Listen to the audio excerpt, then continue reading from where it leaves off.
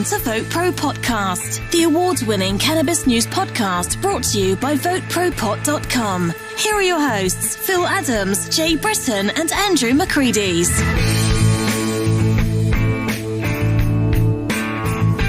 The vaping crisis. 1 year later, what's going on with that? We'll talk about that. Jay examines the upside of legalizing weed in Texas. And Trump sends a cease-and-desist order to Mississippi medical activists. We have those and a lot of other stuff. But first, as you can see, we have with us today our Chief Health and Wellness Correspondent, none other than Faye Berger-Mitchell. How are you, Faye? Hey. I'm great. How are you guys? I haven't seen you in a while. Yeah, it's good to... You've been a busy girl, right? You've been studying? I've been studying. Right now, my head is deep in pharmacology. Deep in pharmacology. Faye, let's tell our audience. Faye is in the graduate program at the University of Maryland for... what's the major exactly? It's medical, cannabis, science, and therapeutics. It's the only one in the country. Only one in the country. Oh, she's getting a master's degree. That's right. Man. Right. So how's it going? Oh, it's really going great. I love it. It's been a long time since I've been in school, so I was a little bit nervous. The interesting thing is, we meet as a group. In our first course, we talked about what our career goals were. And the interesting thing about this is there really are no careers in medical cannabis at the moment. And we have to go out and sort of create our own careers. Yeah. Because if you think about it, there are the cannabis companies, they're growing weed and they're selling weed and they really want to make money. So a lot of them, not all of them, but many of them are just waiting for the day until they can sell weed to anybody who walks into the dispensary. Right. Sure. And so, and really because it's not legal, it's not as accepted by the traditional medical community.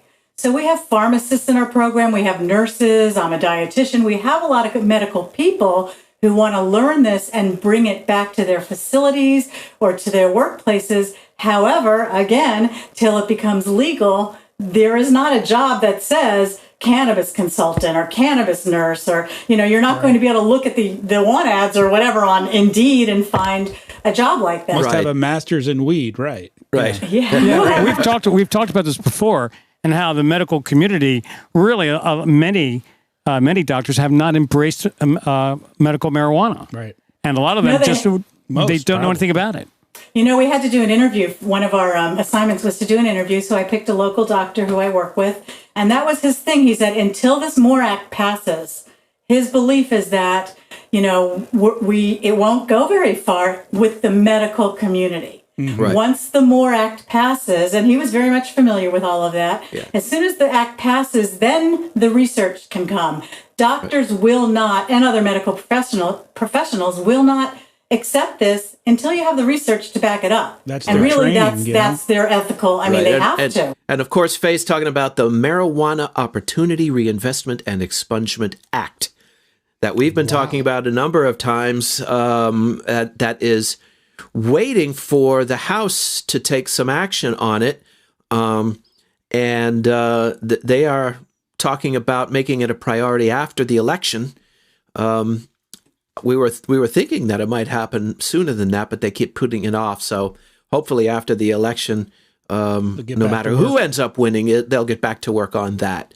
And I hope so too, because the bottom line is, make it legal, tax it, and we could fix a lot of our problems with infrastructure and education. So, hopefully they'll get to that. Or don't tax it. That's just great. Let us.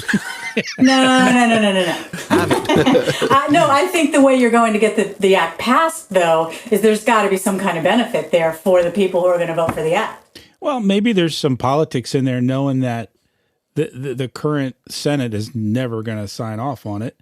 So maybe they think, well, let's wait till after the election. Maybe we'll have a Senate that will. It's interesting.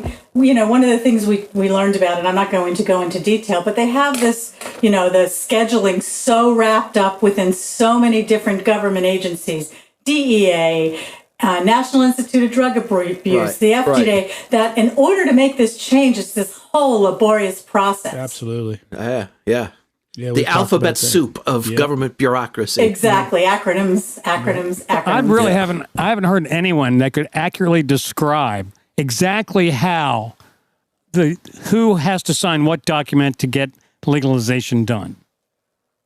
You know, I really haven't heard a good answer to that. It's complicated. Yeah, that's a good point, Andrew, because like Faye says, there's more than one agency involved. But you've got Schedule 1, you've got the DA, Now, FDA, unfortunately, the Supreme Court decided not to take up the case of challenging the constitutionality of Schedule 1. If they had ruled against that it's unconstitutional, that would have gone a long way, because without Schedule 1, I think that's the linchpin in all of this. Absolutely. And without Schedule 1, the rest of it, nobody cares about the rest of it. Yeah. That's just bureaucratic It'll work itself mumbo out. jumbo. And I mean, really, they're talking about there's two issues. Do you want to reschedule it as other drugs are rescheduled? There are drugs. Sure. Drugs have schedules, right? Or do we want to deschedule it and then it's legal? Across the board. Now, currently, the Biden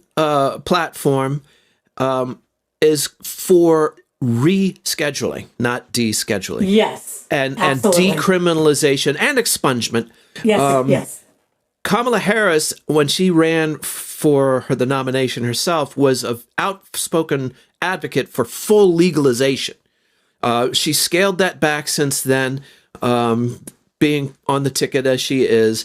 I think she's trying to send signals to cannabis reform advocates that more meaningful legalization and reform, it will be forthcoming at some point.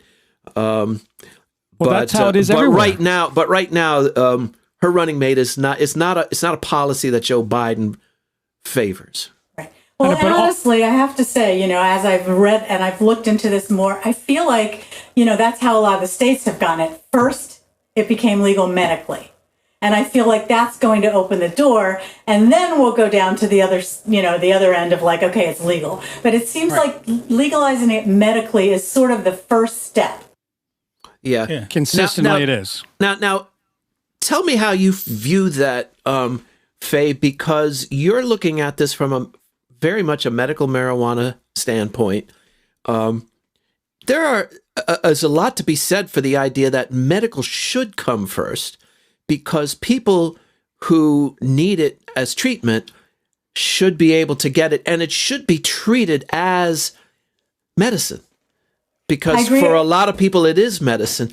We were joking about a Montana, I think it was Montana or South Dakota, where they had two ballot initiatives, one to make it illegal or make it legal for recreational, one to make it legal for medical.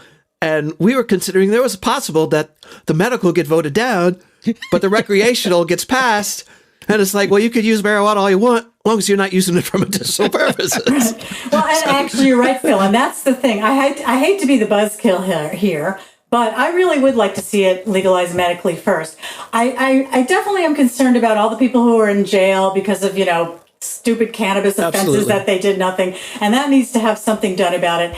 But even the doctor I spoke to when I did my interview fears that if it just becomes legal across the board, the medical dispensary is just going to go by the wayside. And yet, it's real medicine. So it just seems like maybe the stepping stone is the way to go. Well, maybe that will create a new profession for folks like you to be medical cannabis consultants. Outside of the dispensary. Right. Well, that's what I want to do. My goal is actually to do individual medical consulting to people. A lot of them are elderly. They don't know what they're doing. And, they need information on dosing and all of that. And if you go into the dispensary, man, they're going to tell you this stuff's going to get you high, And as a matter of fact, I just had a story. Somebody told me that, like they went into the dispensary. They wanted to ask some questions. She wanted it medically. And this guy just kept talking about how high it was going to get her. Oh, no. And so, they need me. They need people like me, but they don't know it. Well, it's interesting. When they made cannabis legal recreationally nationally in Canada, a lot of there's medical dispensaries that stayed open. And I read an interview with one of the doctors at this medical dispensary in Canada. He goes, everyone who walks in, really needs medical help, because if they just wanted weed, they can go down to the corner and get it at the dispensary. Right. You know? Right. So they're just not getting any consulting or expertise from it. Right. So I think the demand's going to sort of create something. Yeah, I don't so. know how that. Yeah. I don't know what it's going to look like, but there's still going to be a demand. Well, there's still a part of the population, I think, in the realm of legalization that feels, incorrectly in my opinion, and probably yours too, that medical is just a vehicle to get it legalized. It's just the nose of the camel inside the tent. And they may not even believe, because of the lack of research and the lack of, evidence to a point up until recently, they think people just want it medical because it's easier to get through, and then everybody just wants it to get high. But they don't realize that, and they will realize because of all the studies that are going on now and we're seeing studies every week. But the thing about it, Jay, we were just talking about this. Both statements are true. Right. We are asking to get it medically because we want to get it done recreationally. I mean, that's a proven fact. And we just said, you don't get it recreational until you go medical first, and before you get medical, you got to go decriminalization, Well, but if you bypass the medical, you just go to the recreational, on the other hand, need Faye is the point. Well, I know, but it still has medical benefit. Maybe I can start a cannabis clinic. But actually, in Massachusetts, when it became legal recreationally, they did give some preference to the actual patients. Because otherwise, why would anybody register as a patient? Right. There are hefty fees to register. You've got to pay to register. You've got to pay the doctor. I just renewed mine today. I renewed mine a couple weeks ago. Yeah. So. Yeah. I went to renew mine today, but we'll talk about that in a little while. Sounds like a story to me. So, you guys might remember that when Faye first joined us, what was that, back last summer, right? Just the end of the summer? I think it was last September, actually. And what was the news story? Everything else has been drowned out by COVID. Yes. Since then. But what was politics. And politics. And what was the big news story back then with regard to cannabis? It was the vaping crisis. There was vapes. And we're all freaking out about the vaping crisis. And it's really interesting because there's a website called Project CBD.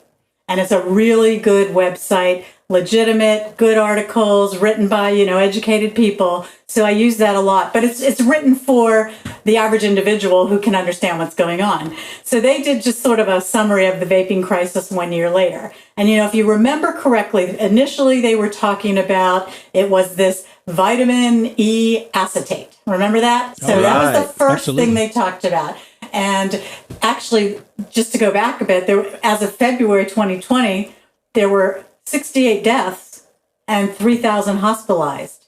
But then COVID hit and they stopped counting. Right, because that's nothing at this point. Yeah, exactly. Yeah, so 68 deaths. First it was the vitamin E acetate, and the FDA found vitamin E acetate in the vape products they tested, and they also found it in the lung fluid samples of the people who were having these issues. But then some of the experts questioned whether that was it, because the lungs looked more like chemical burn injuries. Yeah, I remember reading that. So then, remember that? And so then they started looking at other things, and they looked at the vape oil additives. And so what happens is they looked at the thinning agents. Remember we talked about propylene glycol? Propylene glycol, yep. Yeah, and there's another one. And then they talked about the flavoring additives, which here's the interesting thing with that. They're approved for consumption by the FDA, these flavoring additives, and a lot of them are in the e-cigarettes, right? Yeah, but they're approved for oral consumption, but they're toxic when you inhale them. So, everybody loves the flavor, but they're inhaling toxic stuff. Wow. Well, it's the same thing with the vitamin E. Vitamin E is perfectly good. You rub it on your skin, you put it in your food, it's in your Cheerios, but you don't want to breathe it. Exactly. Burn it. Exactly. Yeah. And so they did find that, the flavorings were toxic to the white blood cells. And that's where they talked about that popcorn lung we heard about. And it was just, it was crippling and it was fatal. So it was just a certain thing that happened in these people's lungs that was, in some people was fatal. They died. So then they looked at synthetic cannabinoids, which could potentially be lethal. Now, these synthetic cannabinoids are used for research, but somehow they became a street drug. Right. Okay. So, really they thought really what they're thinking is the bottom line is it was probably a combination of all of the things I just spoke about. No kidding. But it's really bad actors who make fake cannabinoid oil. They use thinning agents, the propylene glycol. Then they spike it with their flavoring, a small dose of their potent flavoring and their synthetic cannabinoid. And the whole combination is just deadly, basically. It's like a perfect storm. Yeah. So, so the bottom line is what we were saying last year is it's the unregulated markets, and that in the states where cannabis is legal and regulated, you can get a good quality vape product. That's right.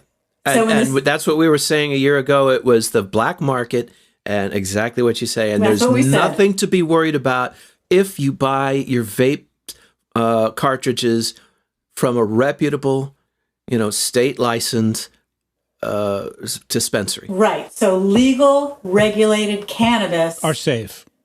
reduces the use of dangerous products. Yeah. Right. Yeah. Bottom line. Very good point. That's another point, additional point. Yeah.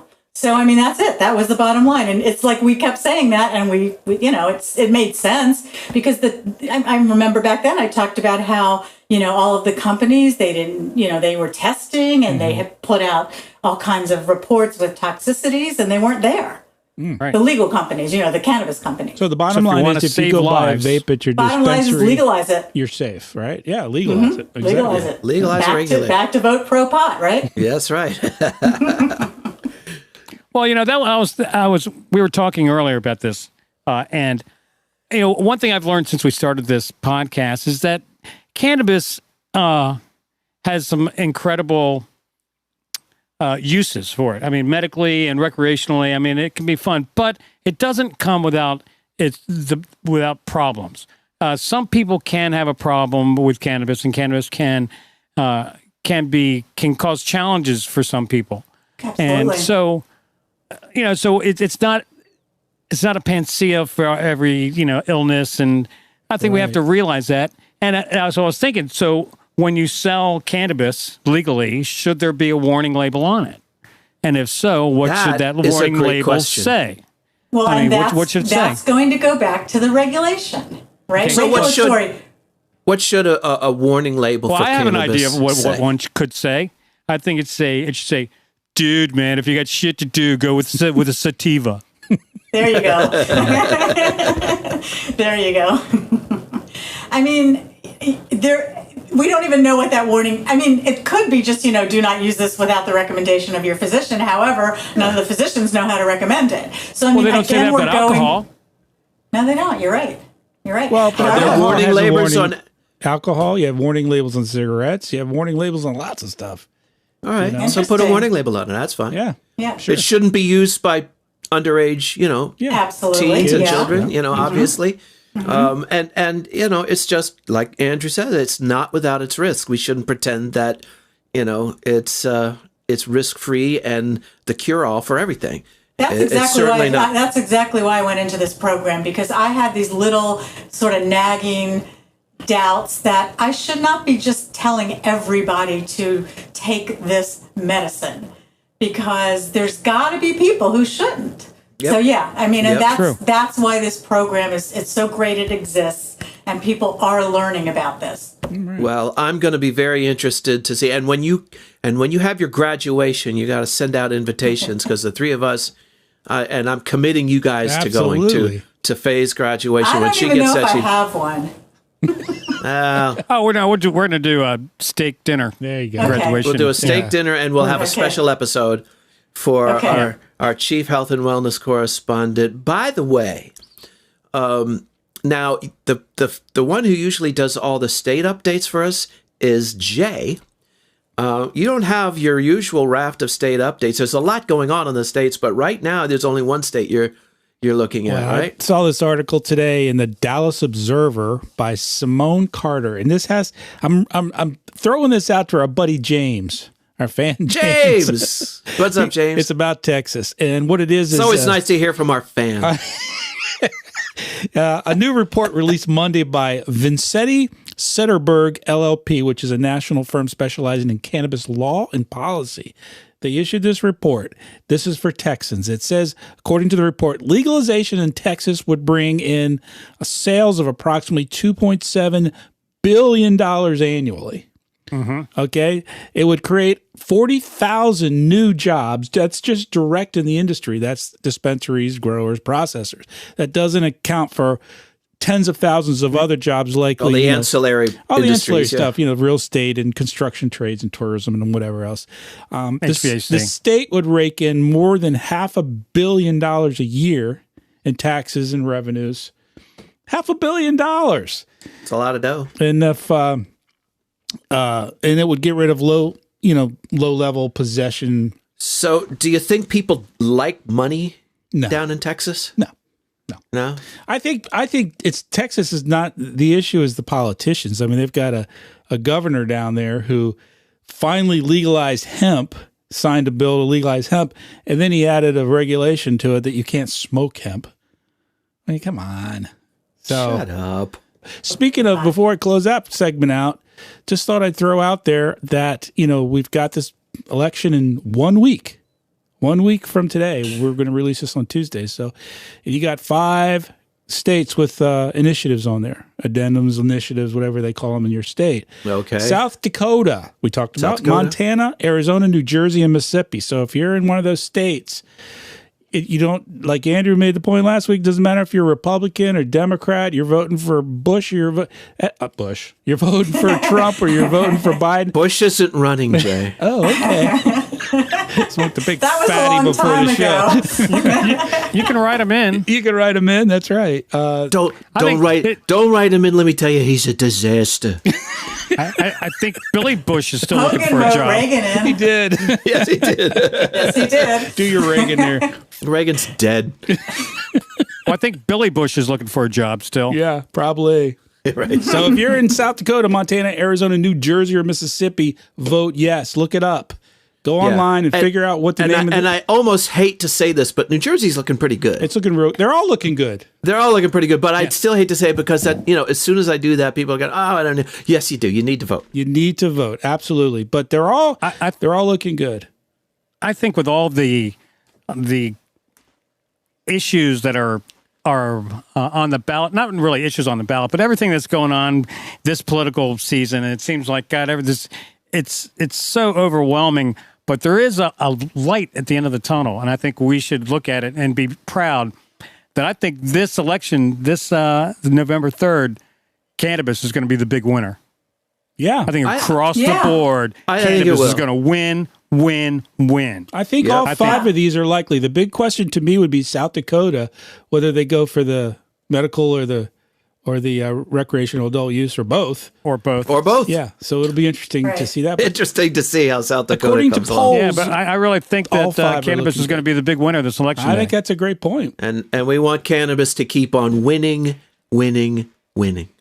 Now, Amen. although, let me say something about Is that a reference to Mississippi. Trump? Apparently, My Trump friends will appreciate that. there is a group in Mississippi, a pro-cannabis group, that are trying to get conservative Republicans to vote yes for legalization. And they were using the president's name. And the Trump campaign issued a cease and desist order to the marijuana advocates in Mississippi to stop saying that the president, to stop using his name for their Wow. Now, what was promotion the of the context that they were using it? How were they using it? Were they claiming that he was for it? wasn't for it, yeah. They're claiming that Trump was pro-cannabis? He said that the president was in fact in favor of medical cannabis reform. Okay. Well, I guess he's not then. I guess he didn't. I mean, if Well, I it's, don't. But I'll tell you, if you live in Mississippi and you want to vote for Trump, that doesn't mean you can't vote yes for the ballot That's the initiative. point I was trying to make. Exactly. Right. You can vote for whoever you want to for your county commissioner, your president, whatever. But because if you vote for a Democrat for the county commissioner, that doesn't mean you can't vote, or Republican can't vote yes for the addendum or the whatever it is, the ballot initiative. So. Well, there's a lot of folks, and our friend James was one of them, that are kind of on the fence, and my brother's another one, where the Republican is anti-cannabis and the Democrat is pro-cannabis. And, ballot initiatives aside, if you're a conservative and a Republican, whom do you vote for in that situation? Do you vote this one issue? I think, our advice to James last time was, there are a lot of one-issue voters, and that's fine. This may not be the hill you want to die on, though. If you're for conservatives and Republicans, but on the other hand, like we said, there's a lot more to vote for than just this guy versus that guy. There are ballot initiatives.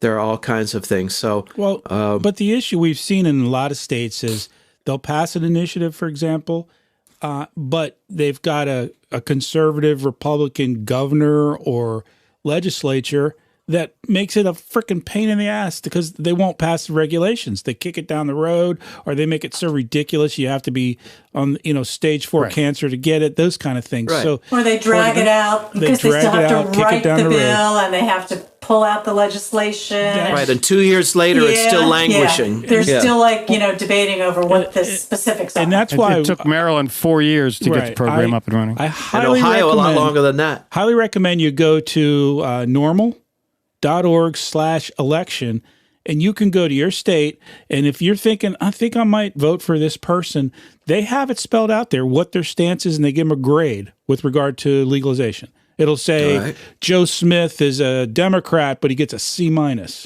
here's why. Right. So it's really helpful if you're going to the ballot in a week and you're not sure who to vote for or why, and that's a really important. Right. Don't assume that the Republican candidate is necessarily against it. Don't assume that the Democrat is necessarily for it. Well, I mean, Biden got a C- or D. So, and you can also go to those generators where you can send a note to your congressperson. Absolutely, they have that on normal as well. I did that and I received letters back. Yeah. Yeah. Oh yeah. So, this is all to say, get involved, stay informed. You can go on to votepropot.com, check out our get involved page, our take action page, it's called. And we've got lots of links and ways that you can get involved, find out who your representatives are, what their stances are, what the lay of the land is, and make an informed choice. Also, while I'm at it, do us a favor, if you have a moment and you get the chance and you have the idea to do so, go on to Apple Podcasts, give us a 5-star rating. It really will help us get the word out, and it'll make you feel better. It really will, I promise you. I did it, and I felt better. Immediately. So just, tell us a friend. And, if you're watching this, you probably don't need to hear this, but if you're one of the many who are listening to the audio portion only, you can see us on YouTube. There he is, right there. And so go on to YouTube, subscribe to Vote Pro Podcast, click on that little bell icon so you'll get notifications whenever the new episode is up, and you won't miss a one of them. There you go. Beautiful. All right. Yeah. So, I was doing my weekly DC Weed Talk News DC report for our friends at Pro Cannabis Media, and one of the stories I was talking about was a law that is awaiting Virginia Governor Northam's signature to prohibit and following basically what Maryland did a few months ago, prohibiting warrantless searches and seizures based solely on the odor of marijuana. You won't be able to do that. You can't do that in Maryland. You won't be able to do that in Virginia. But there's a lot more to the weed smell issue, and there are lawsuits going on that have nothing to do with searches and seizures. There's lawsuits all over the country where private residents or businesses are suing their neighbor, who was either growing cannabis or processing it due to the odor. And we've seen these cases all over. Well, I read an article today in Oregon. This is from the U.S. News and World Report, actually. There was a company called Smira Vineyard and Mejia Winery, and they're located directly next door to a business that's growing weed. Okay. And so they sued them because they said not only is the odor going to be objective, but we're worried that it's going to ruin our crops because the smell will get into the grapes and then it'll make the wine taste funny. Long story short, they lost the lawsuit. Finally, it was settled. The judge came to the conclusion that you don't have the right to do that. But what was interesting mostly to me about this, I didn't know this, and this may be the case in other states, they have a law. They have a law in Oregon called the right to farm law. And that law was written back in the early 90s, but the law protects growers, any farmer, doesn't matter what you're growing, corn, tomatoes, or cannabis. It protects growers from court decisions based on customary noises, smells, dust, or other nuisances associated with farming. So the judge came down and said, look, this falls within this law that we wrote 30 years ago. Right. He's applying the law. It says right in the law, smells. So, if you have a tractor that makes a lot of noise, you can't sue your next door neighbor for that. Well, so... Too bad. Yeah, we'll see. What about onion fields or garlic fields or cabbage fields? Have you ever lived near? Exactly. Have you ever lived downwind? I used to live downwind when I was a little kid. We lived in Long Island, and there's a lot of farming done in Long Island. At least there was then. And in my neighborhood, there was a farmer that every few years they would plant cabbage. And let me tell you something: cabbage stinks. Really? When it's growing? Yeah, when it's growing, you can smell it. When it's big, the leaves, when you can smell it down the block. No kidding. It was awful. But, too bad. If it stinks, it stinks. I guess you got to move. Yeah, exactly. Well, we did. But it wasn't because of the cabbage. We're out of Long So let me Island. ask, do you my eat dad's cabbage? job. Nah, it stinks. I can't stand it. Way too cabbagey here. I never liked cabbage or cooked cabbage. I never liked St. Patrick's Day. Because we come home and my mom would be making corned beef and cabbage, and I'm like, oh God, is this what we're having? I love that. That didn't happen in my house. So, do you think some of these lawsuits against these marijuana companies about the smell may not be only about the smell? Some of them are just against cannabis. Yeah, it could be. I bet they are. Absolutely. Yeah. I'm sure. It wouldn't surprise me. Put it that way. I mean, there still is a big stigma associated with cannabis. As far as we have come, there is really a lot of stigma. And, people make jokes when I say that I'm, in the cannabis industry. We have a lot of federal workers in this area, and the stigma still exists. And that's another thing we all have to work on. And there's no amount of data sometimes that can penetrate that. It's that people believe what they believe, and there's nothing you can get around with that. It's so entrenched into the culture. It may be a generation or two before it really goes away, Well, I think it's starting to, though. Oh, it's starting to, no question. And Andrew talks about the light at the head of the tunnel, at the end of the tunnel. I think he's absolutely right. Some of the things that we complain about now, we're glad to have those problems now because, 5 years ago, this stuff was unthinkable. Right. Yeah, it's not as big of a deal with the millennials. I think it's more like, some of my friends smoke weed, some of my friends, drink. It's not as big of a stigma. It does not seem to me in that generation. Yeah, for example, Andrew had a story last week about younger, teen and young adults are turning away from alcohol to a large extent and, smoking weed instead. And there's some other, Andrew, it's a healthier option. Yeah, you have some other data to share with us about teen marijuana use. Yeah, they came out with another study. Just came out and said, and they studied the 11 states that cannabis has been legalized, recreational cannabis, and they found that it did not affect teen use. And in fact, in Colorado, since they legalized cannabis recreationally, teen use has gone down. And they also did a study, and they compared it to they say, does legalized cannabis have an effect on traffic accidents? Now, they did a study on fatalities, and really the year that they legalized cannabis in California, the traffic fatalities were less than they were the year before. So I think what it proves that it has very little or any effect on traffic fatalities or teen use. Right, it's a non-factor.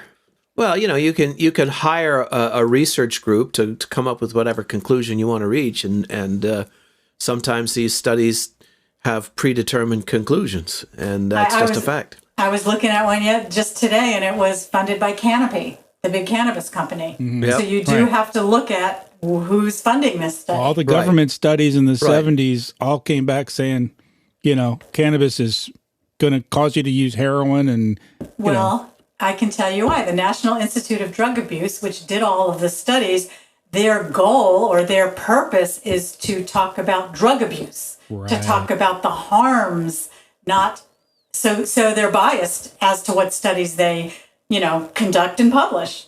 Well, that's why studies have to be reviewed by professionals, doctors, whoever, and study how this study was done, and it's way beyond my understanding, but right?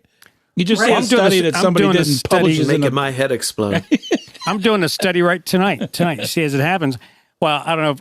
I'm going in for surgery on my leg, and before I go in, I'm experiencing a fair amount of pain, and some days it's pretty bad. So the doctor I mentioned to the doctor, and they gave me a opiate painkiller.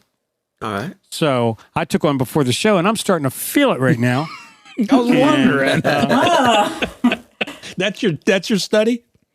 Yeah, my study is I'm going to, after the show, I'm going to smoke the last half of this pre-roll, and I'll get back to you next week. Okay, all right, good. All right, we'll check up on you. Actually, there are keep studies. Us posted.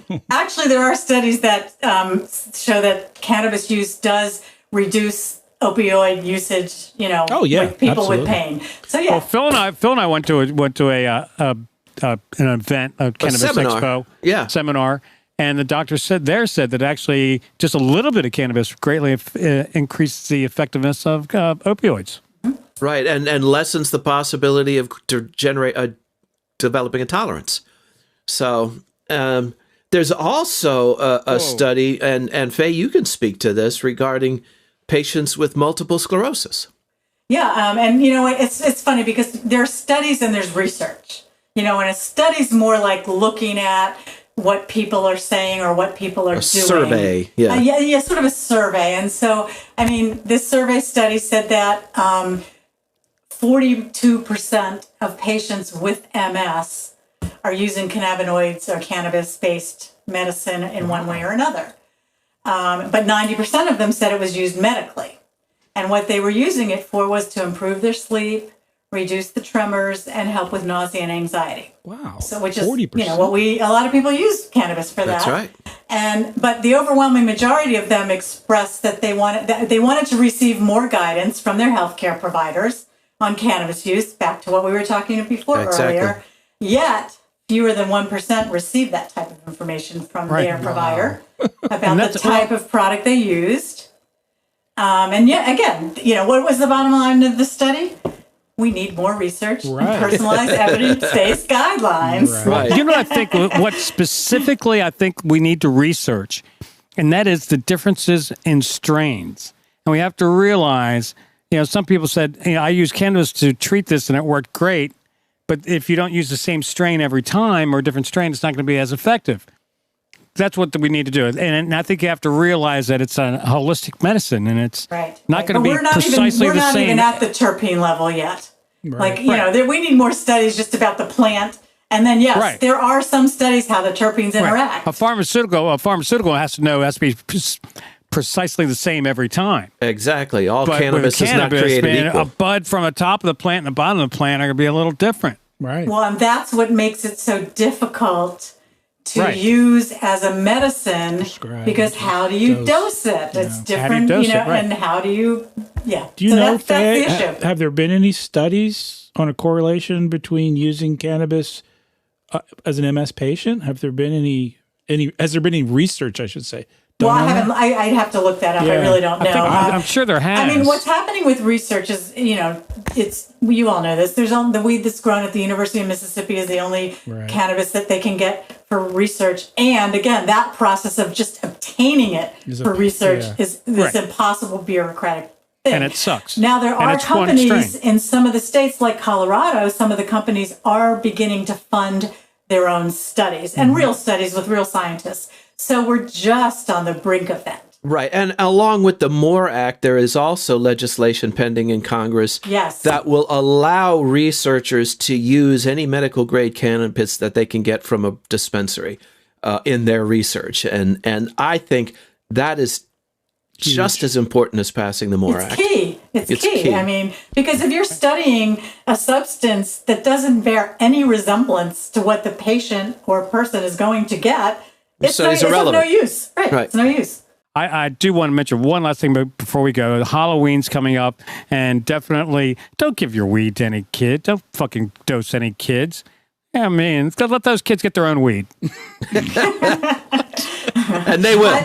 I don't think they're trick-or-treating this year. That opiate's kicking in. I don't think they are. No apple bobbing. No, definitely no apple bobbing.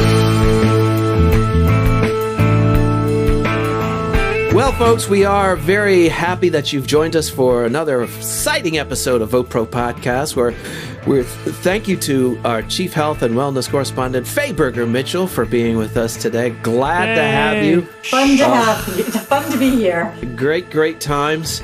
If you like the show, as I said before, go into Apple Podcasts, give us a 5-star rating, tell a friend about us. Go on to votepropot.com, send us a message, and Jay is going to run with this next part. Go. Send us an email at podcast@votepropot.com. Call our message line at 240-257-2441. Drew. Just get out and vote. Plan your vote. Do a vote. Go register to vote. Just fucking vote on everything, man. Just vote. Vote. Couldn't have said it better myself. Other than that, if you want to find out more about marijuana and the cool things going on in the industry and the legislation, we share a lot of information on our social networking platforms. So please go to Facebook, LinkedIn, Instagram, and Twitter and just do a search for Vote Pro Pot.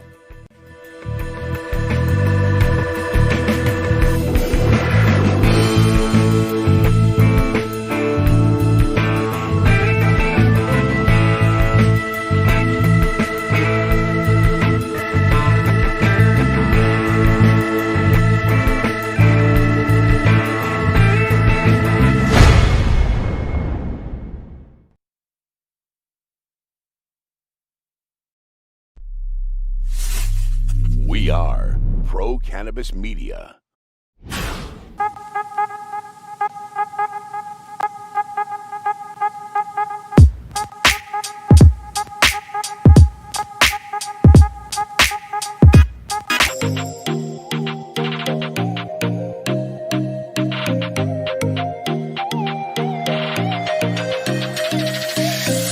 Well, hello there.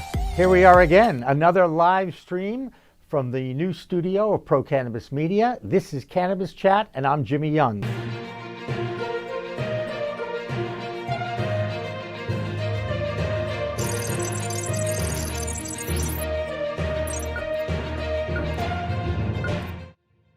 Hi, everyone. Welcome to Weed Talk News. I'm Jimmy Young, the founder of Pro Cannabis Media.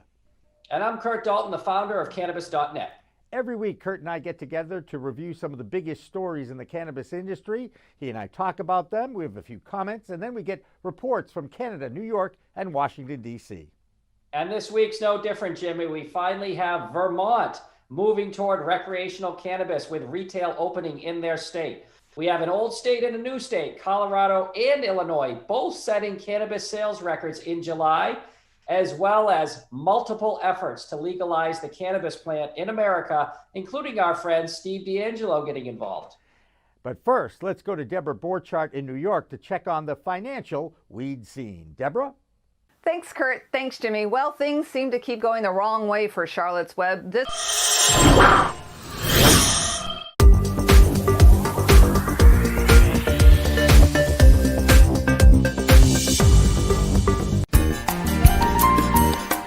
Whoa, Jimmy Young, in the weeds on the water this week. We've got the CEO of Kushko, Nick Kovacevic, with me. This guy has built his little company in 6 years from $2 billion in sales to $145 million in sales. We can get this thing to be fully legal here in the next few years, I believe, but it's going to take far longer for the stigma to change.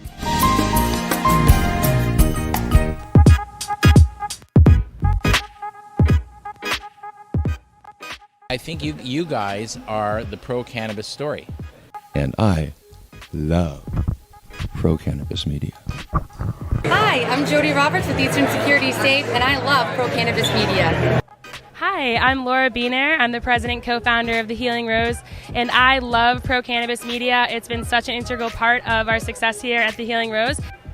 And you know what? The best media company out there is Pro-Cannabis Media. Look out for them. They'll make you famous. Hi, I'm George, and I love pro-cannabis media. I also love Western Mass Hydroponics, where we've got everything you need from seed to bloom to bud, and then to smoke it afterwards.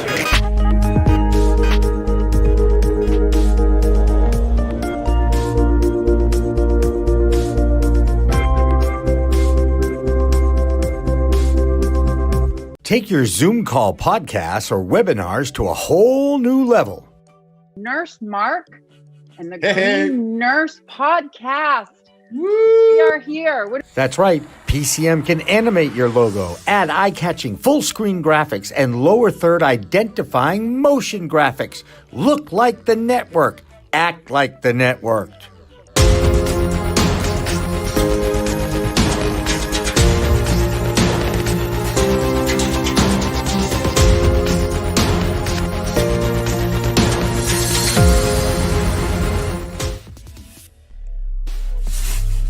We are Pro-Cannabis Media.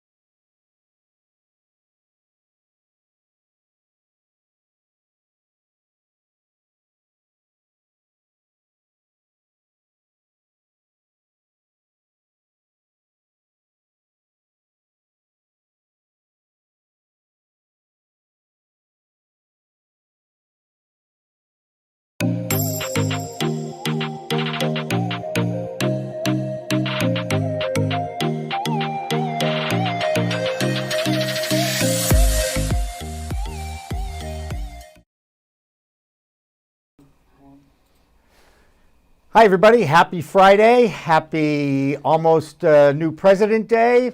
I'm Jimmy Young from Pro Cannabis Media, and we've got an amazing 2-hour show planned for you. We've got an incredible lineup of guests, people who were in the trenches of the 5 for 5 performance of the pro cannabis efforts at the state level. All 5 ballot questions passed in all 5 states. We've got 4 new legal states for adult use recreation. We don't have a new president yet. He's on the verge, on the brink, on the edge. But we do know that there are 4 new adult use legal states for recreational use of cannabis and 1 more medical state, and that would be Mississippi. Joining me every Friday is David Rabinovitz in studio, and he joins us now in studio. David, how are you? Good to see you. It's good to be here again, Jimmy. It's been a great week. Unbelievable week, not just for the cannabis industry, but also to watch the process of the election. And of course, we're going to be watching the process of this election now, it looks like, for a few more weeks. Because, let's face it, President Trump is not going down without a fight and without crying home to his mommy, because that's what he's doing. He's acting typical behavior of a child and someone who does not want to accept the will of the people.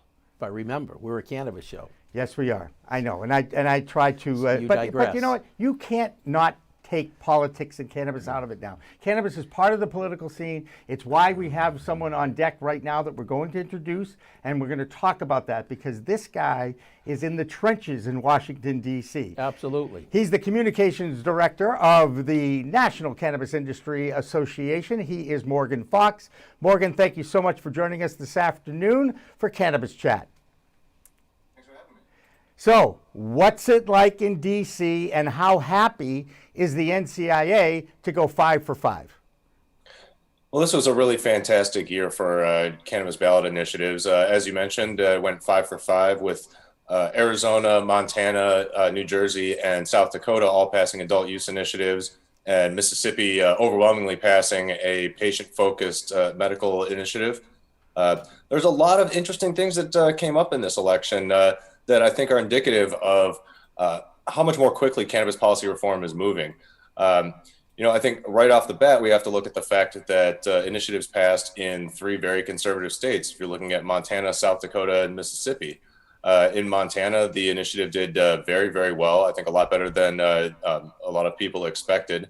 And I think right about on par with what Trump's support was in the general election. If you look at South Dakota, they passed a medical initiative by a very large margin and also passed an adult use initiative. This is unique in that South Dakota is the only state to ever pass an adult use initiative without having a pre-existing medical cannabis system in place. So this really passed just on the force of the ideas involved and the power of the arguments, without residents having a regulated cannabis system to look at as an example. And the fact that this happened in a very conservative state, I think, is really heartening for our prospects in the future, as well as a strong message to conservative lawmakers that not only is this an issue that they should embrace, but there could be potential political consequences for them if they try to impede progress on this topic. And then we're looking at New Jersey, where it passed with 2/3 support of the voting population. Which is 10 points better than the next most popular ballot initiative, which was California in 2016. In just 4 years, to have that sort of a jump in popular support is really telling about the pace at which cannabis policy reform is gaining traction.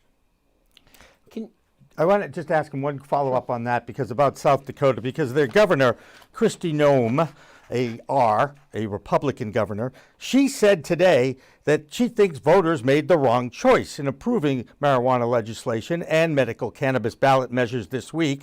Meanwhile, the House Speaker there is saying it's going to be a challenge to implement the reform following voters' approval at the ballot box this week. Now, this is the kind of thing that does concern me, because their job as elected officials is to implement the will of the people. Right, Morgan? Of course, but how often that actually happens in practice is really hit and miss. But I'm not particularly worried. I think that advocates on the ground there are going to do a great job at keeping the pressure on elected officials and regulators to implement their law as quickly as possible. We've typically seen that these can take anywhere from a year and a half to 4 years in the case of Maine to actually get the ball rolling on regulated adult use cannabis markets. But it does happen eventually. I mean, again, to bring up Maine, the governor there was a staunch opponent and did manage to slow things down, but he also did not stay in office very long. Right. That's a good point. The cannabis power. Go ahead, David, you got a question for Morgan. Sure. Morgan, I have not read the articles, but I've caught some headlines that there's some litigation going on in Montana now to overturn what happened. Have you read anything about that? Yeah, in just before the election, there was an attempt to get the ballot initiative thrown out because they claimed that it addressed too many disparate issues in violation of Montana law, which says that you're only allowed to address one issue per ballot initiative. This is a baseless attempt to try to overturn the will of the people. The Secretary of State in Montana cleared this months ago for the ballot. The higher courts rejected the argument that the bringers of this lawsuit claimed and said that they need to go to a lower court, which they are now doing. I think the chances of this impacting the implementation of this law are very slim. But it just goes to show that there are still people out there that don't care about the will of the people on this issue and are willing to try to take their choices away from them. We saw this happen this year in Nebraska as well, where a last-minute lawsuit was actually effective at removing a ballot initiative from the ballot. And it's all about how those questions are worded sometimes. And again, that too is a challenge for those in the trenches like you guys and other lawyers in each individual state. Based on what we know right now, okay, Morgan, again, we're a live show, so we can actually date it by saying, for what we know right now, Vice President Joe Biden is leading the electorate and the Electoral College, popular vote, the whole 9 yards. He's going to address the nation this evening. And I would say that a presumptive favorite to win the presidential election is an accurate statement. I'm very careful about what I say. David is like my judge. He makes sure he keeps me in line. He uses a whip once in a while, too. With the fact that the Democrats have put it out there on their platform that decriminalization of cannabis is going to happen at some point in 2021. And while we still really don't know about the Senate races that are still undecided, I believe there's like 4 still undecided out there, and Georgia's obviously going to have some kind of a run-up. Right. It's going to end up being in January. We're going to have this election going on for the next 6 to 8 weeks. It's just the way it works now, I guess. It's an extended holiday. Oh my God, I'm glad you have a sense of humor on this. Obviously, the question I'm leading up to, Morgan, is how quickly do you think the federal government can move on, A, descheduling it, and isn't that just an administrative thing, and B, can we move on to decriminalization, actually have it as legislation? Well, descheduling would be decriminalization, wouldn't it? Hang on, Sure. let him answer the question. No, Two different things. There's a little bit of difference between decriminalization and descheduling, but that's it can be explained later. But we do know that the Biden administration is actually not supportive of full descheduling yet.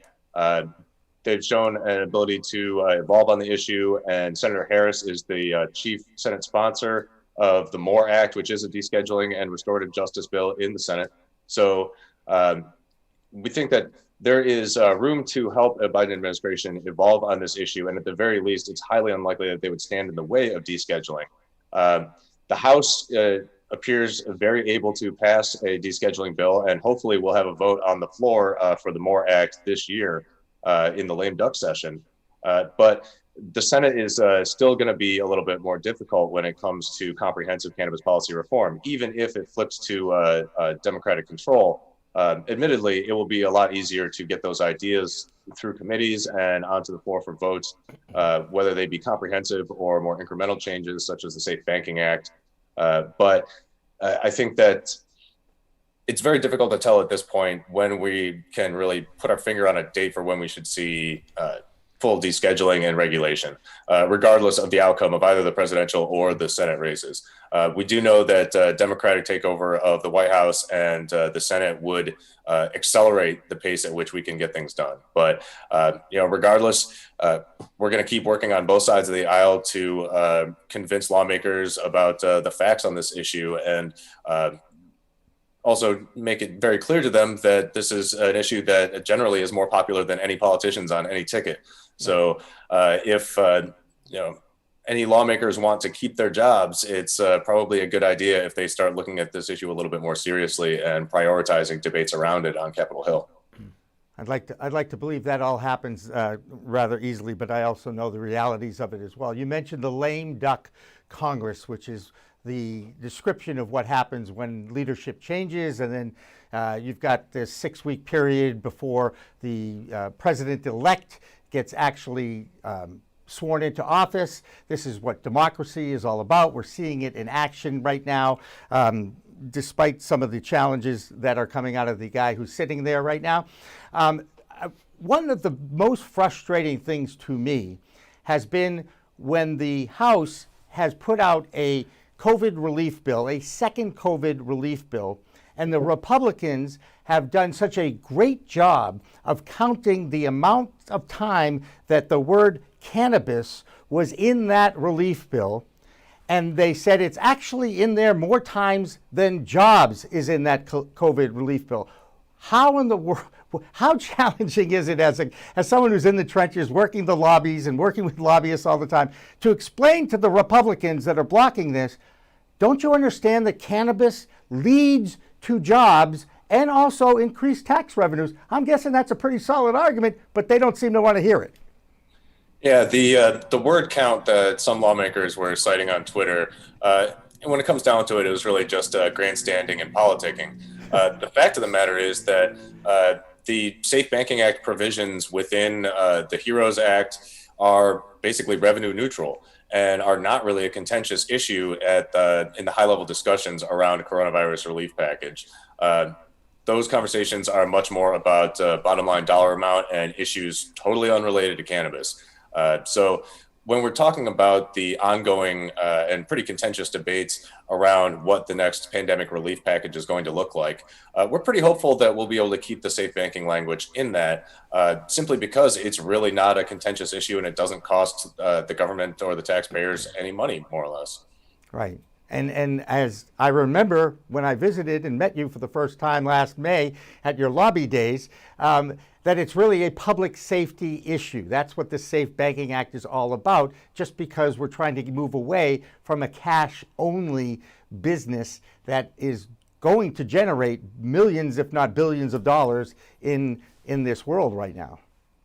Absolutely. I mean, this was a public safety issue before the pandemic, where dealing with lots of cash was dangerous for customers, for business owners and employees, as well as for the people that they had to work with. You know, even up to government tax collectors that would have to accept large payments in cash and would put them in danger just for operating a government service, if you could call taxation that. But this has taken on an additional safety and health aspect during the pandemic because of the difficulty that it creates for social distancing, as well as for immunocompromised patients having to have close hand-to-hand cash transactions. So far, the cannabis industry has been doing a pretty good job of being a leader when it comes to implementing safety protocols to deal with the pandemic and be able to continue operating. But the fact that these businesses are ineligible for SBA loans or for the PPP program through any of the pandemic relief packages that have passed before means that they're going to have a very difficult time recovering from the pandemic and from the economic recession that it has caused going forward without help. And the Safe Banking Act could provide a significant amount of help along those lines if lawmakers are unwilling to open up some of the other funding options that are available through the federal funds. But even more so, I think that it's really important to look at it as a fairness issue. People from marginalized communities and areas that have been disproportionately impacted by the war on drugs tend to have much less access to capital and have no access to traditional lending through banks or financial institutions because of how difficult it is to find banks that are even willing to give cannabis businesses a bank account, let alone loan them money. So people with less access to capital, I have a much harder time not only even entering the cannabis industry, but also being able to survive during the pressures that the pandemic is creating. So, there are a lot of different reasons to pass this legislation, and public safety is definitely a big one, and one that I think resonates a lot more with lawmakers. But when it comes down to it, this is really a lifeline that will help a lot of small businesses be able to stay open, stay operational, and keep employing hundreds of thousands of Americans. That's the idea. Go ahead, David. You got something. I want to rewind a little bit. I think this could be great for the audience. Walk us through the difference between descheduling, decriminalization, and legalization at the federal level. Well, decriminalization really just means removing criminal penalties. Descheduling would actually allow the government to regulate cannabis in a manner similarly to alcohol and other substances, and also depending on what the type of products that you're talking about, through organizations like, or agencies through the FDA or the Alcohol and Tobacco Tax and Trade Bureau. Descheduling also removes the state-federal conflict that exists under prohibition, whereas decriminalization doesn't necessarily do that in quite as complete of a manner. There are a lot of other a little more detailed differences between them, but those are the primary ones. Until we are able to deschedule cannabis, we still have to worry about interstate commerce. We still have to worry about not being able to deduct business expenses because of 280E. We still have to worry about banking and access to financial services. Decriminalization is a great step forward, but it's not really where we need to be. And some of the things that the Biden administration has been talking about in terms of rescheduling would actually be extremely harmful for existing state cannabis markets. Sure. So if we deschedule and we take it off all the schedules, how does it remain illegal at the federal level? Well, it wouldn't be illegal at the federal level at that point. Okay. So it would be when you deschedule cannabis, it's decriminalized, so it's no longer legal, but then it's also removed from the schedule of controlled substances, which, because of the way that the laws are worded, impacts a lot of other areas, from research to regulation to interstate commerce. Right. Can I ask you a little bit about the hemp laws? Because now, of course, hemp is getting involved as well. And is that under the umbrella of the NCIA as well, or do you guys separate that out? No, absolutely. It's under the umbrella. I mean, it's the same plant, more or less, just harvested slightly differently and bred slightly differently. We've been actually really concerned about some of the attempted rulemaking that is going on at the DEA, which is sort of attempting to maintain control over hemp in a way that would allow them to continuously prosecute people if they so choose. So we've been submitting comments about that.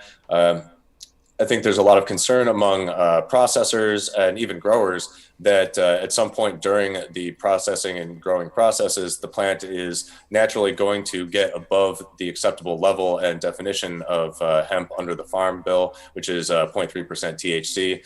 And so we're trying to make sure that people that are involved in those processes aren't put in a position of being legal one day and then in violation of the law the next, simply because of the way that nature works or the way that a particular manufacturing process works, when the input and the output are fully within the definition of what's considered to be legal hemp. There you go. Well, Morgan Fox, as always, you do a great job. I so appreciate you taking the time out on your Friday. Please send congratulations on to Aaron and the rest of the crew there at the NCIA. As you know, we're a member.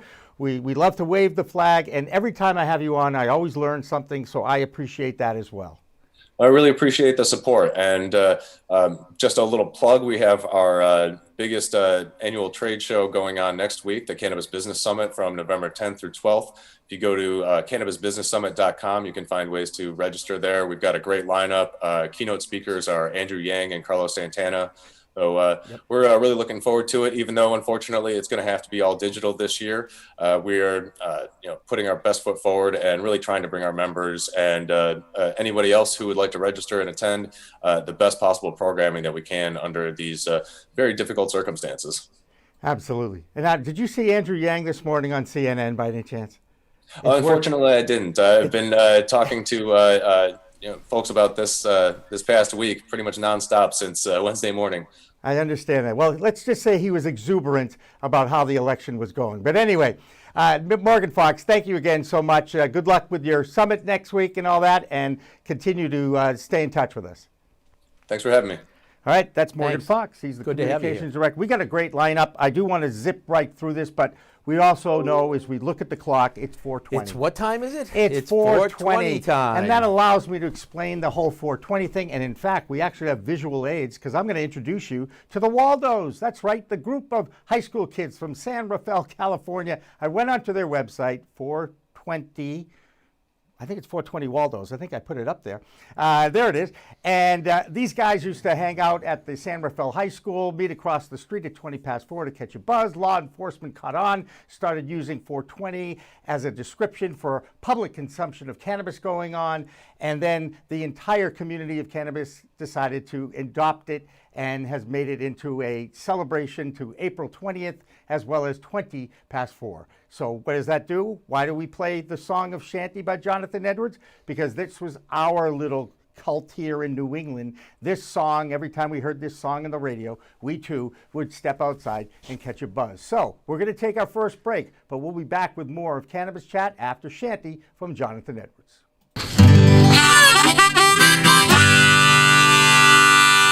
Yeah, this is a tune that I wrote back in 1900. I've forgotten.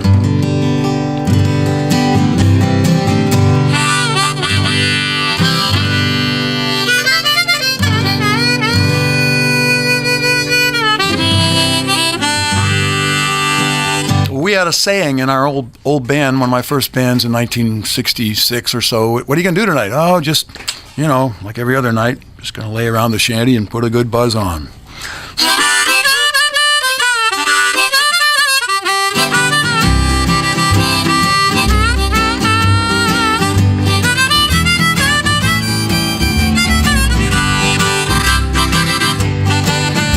Gonna sit down in the kitchen, fix me something good to eat. Make my head a little high, make the whole day complete. Gonna lay around the shanty, oh mama, and put a good buzz on. Pass it to me, baby, pass it to me slow. We'll take time out to smile a little before you let her go. We're gonna lay around the shanty, oh mama, and put a good buzz on.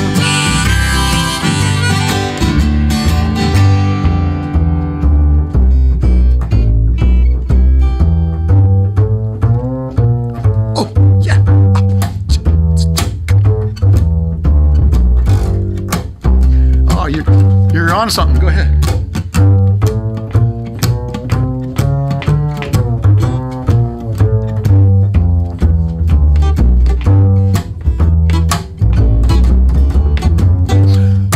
Rick Brodsky, everybody.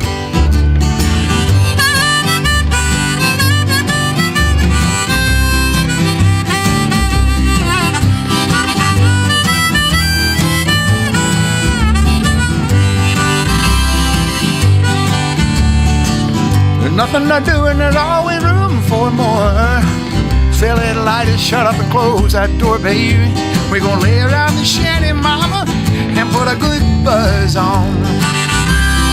Take it, okay.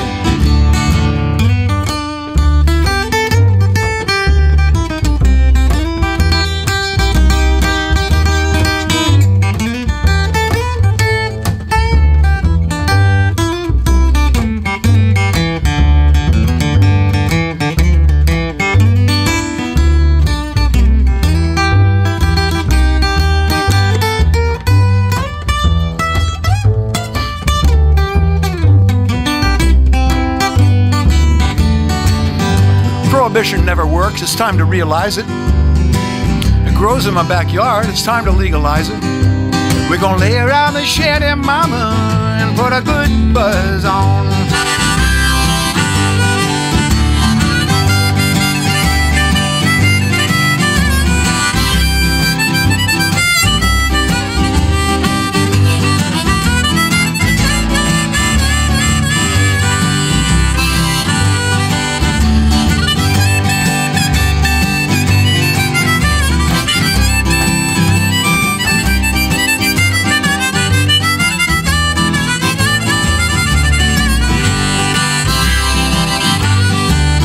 I'm gonna sit down in my rented car, I'm gonna jam it into drive.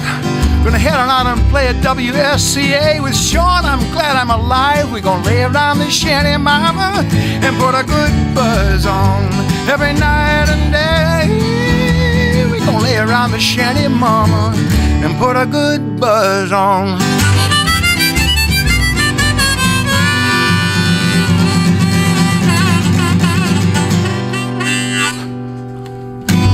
Nice. It's Friday. Thank God. Thank God Jonathan Edwards is joining us live in the WSCA. Take your Zoom call podcasts or webinars to a whole new level. Nurse Mark and the Green Nurse Podcast. We are here. That's right. PCM can animate your logo, add eye-catching full-screen graphics, and lower third identifying motion graphics. Look like the network. Act like the network.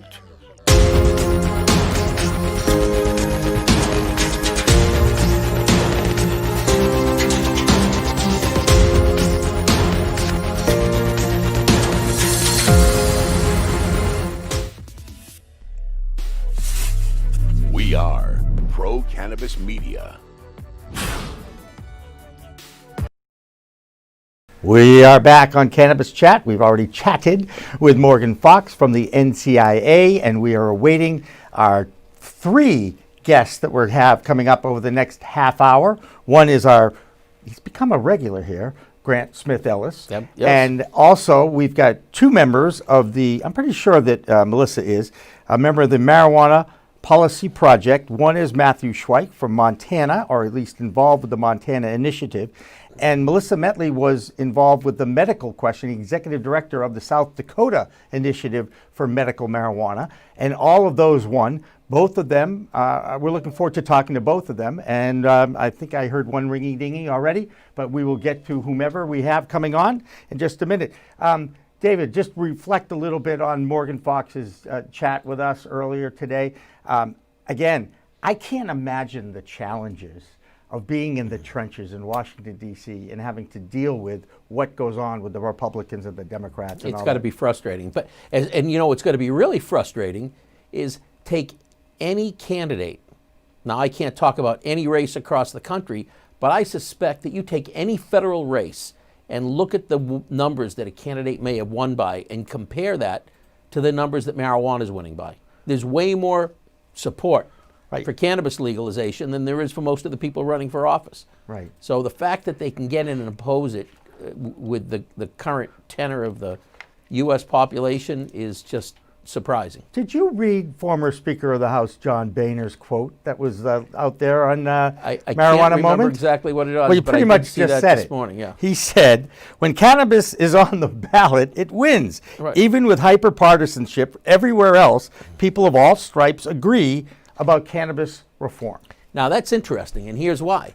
Because Boehner was anti-cannabis. 100%. So maybe what we need to do is take the people who are anti-cannabis, get them out of office, and watch how all of a sudden they become pro-cannabis.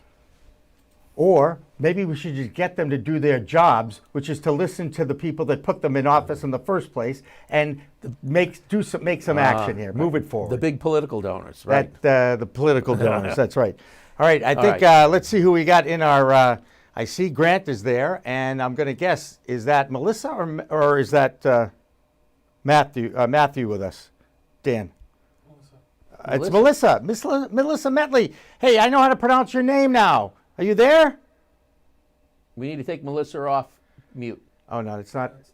It's not. No, it was me. I was trying to take myself off mute and couldn't get it. Oh. All right. Well, first of all, congratulations. And I'm very, very happy that we were able to talk with you a few months ago and you're willing to come back on and talk with us today. There's also a gentleman by the name of Grant Smith Ellis and David Rabinovitz with me today. And we are waiting for someone I think you do know, Matthew Schweich. Yes? Yes, I know Matthew.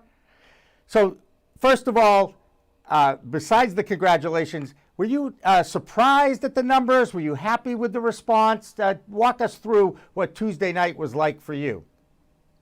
It contained a lot of coffee and no sleep and lots of nervousness. I was shocked by the numbers. To be honest with you, the Associated Press called our race before our 2 largest counties started even putting their numbers out there. And so it made me a little nervous because Pennington County had not started reporting yet, and the AP called it. I was like, hold on, we got to wait. There's so many more people that are still voting. But the numbers were really great. We actually won. We had 120,000 more votes than our governor did when she ran. So that felt really good. Right. It was a big. For Montana, that's huge because you're not South Dakota. Oh, I'm sorry. We're South Dakota. Even South Dakota, that's huge, right? You're not talking about states that have massive population centers. No, it was kind of shocking. You know, we had a lot of people that questioned us if we were going to win, and when the numbers came out, we had 172,912 that voted for our governor, and for medical, we had 291,446 people that voted in favor. So it was incredibly amazing. And they made history in South Dakota, too, because they became the first state to go 2 for 2 with medical and with adult use. Right. So how many people in total voted in the presidential election in South Dakota? Do you know? I think we were just over 300,000. So think about that. Just over 300,000 come to the polls, and what I don't. 116, I think. Yeah. It was 200. How many thousand were in favor of marijuana? Let me pull that back up. It was 291,446. 291 went over. Think about that ratio, that percentage. So let's talk about your governor, shall we, Melissa? Because I've already given her quote out there. She thinks the voters made the wrong choice, and then you've got a House Speaker there that says it's going to be a challenge. I don't understand. All it really means is to do some extra effort and work a little harder to implement what the people that put them in place ask them to do. And it's like, oh God, I have to do too much more. I have to do more work now. Yeah, that's the job of politicians. So is that a little frustrating when you hear the governor say that? Yes and no. It's not a shock how Kristi Noem came out with her statement. We knew what we were up against when we started this. We've known all along that she did not support it. But I do hope that she takes a look at, what the voter totals were. And, we really passed.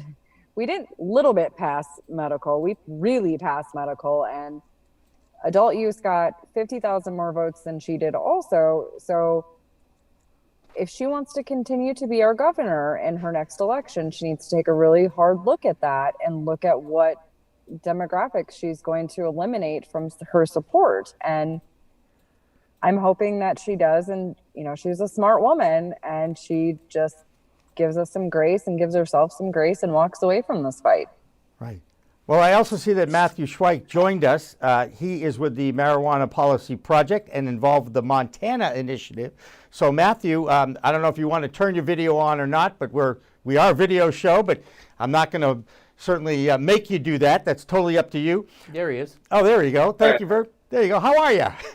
I'm good.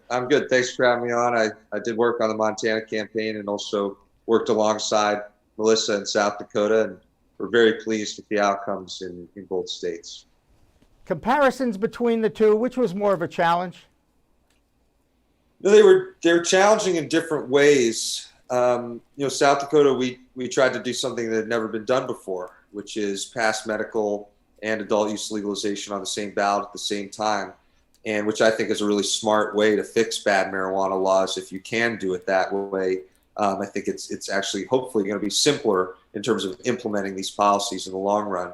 But that was a major, that was a difficult thing to endeavor to do. And it's a very conservative state, but our polling showed it was doable. So I think, our challenge there was just being ambitious and pulling off something that had never been done before. Montana, the challenges were different. One challenge was that we needed 2 initiatives to get one policy outcome.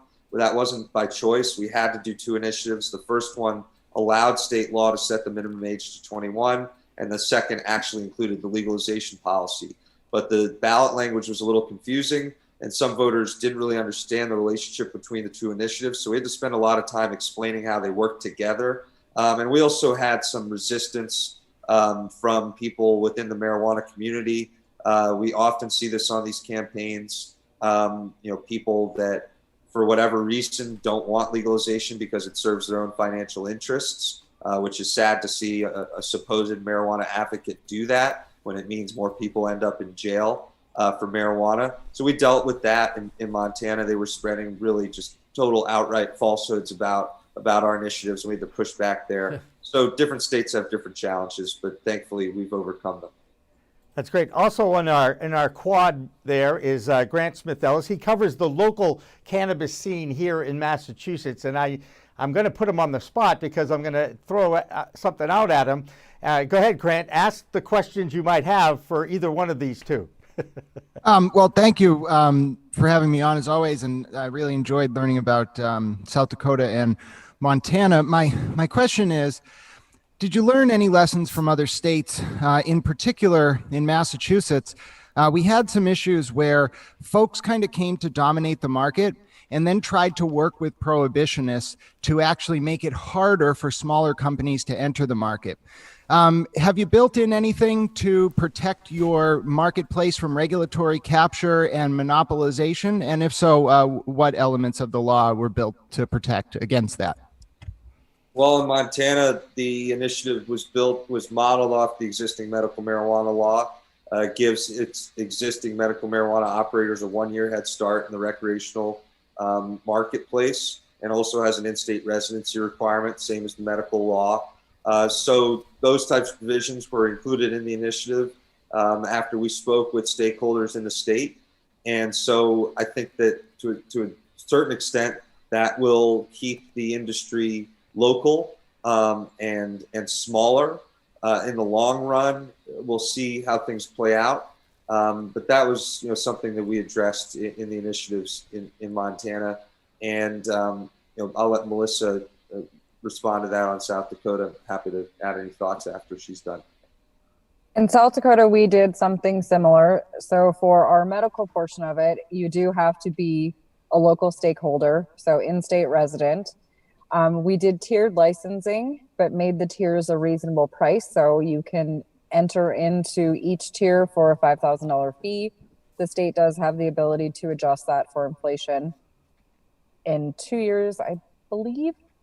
I did some adjusting on it at the last minute, so I can't remember if I put that at 2 years or 5 years, but we wanted to make sure that small producers in the state could be part of this industry, and to ensure that, we have a small ag market, we have big commercial farming, but we also have a lot of small producers that were interested in getting involved. And we wanted to make sure that the little people had the ability to, especially under a medical bill, when we're serving patients in a state that's so spread out.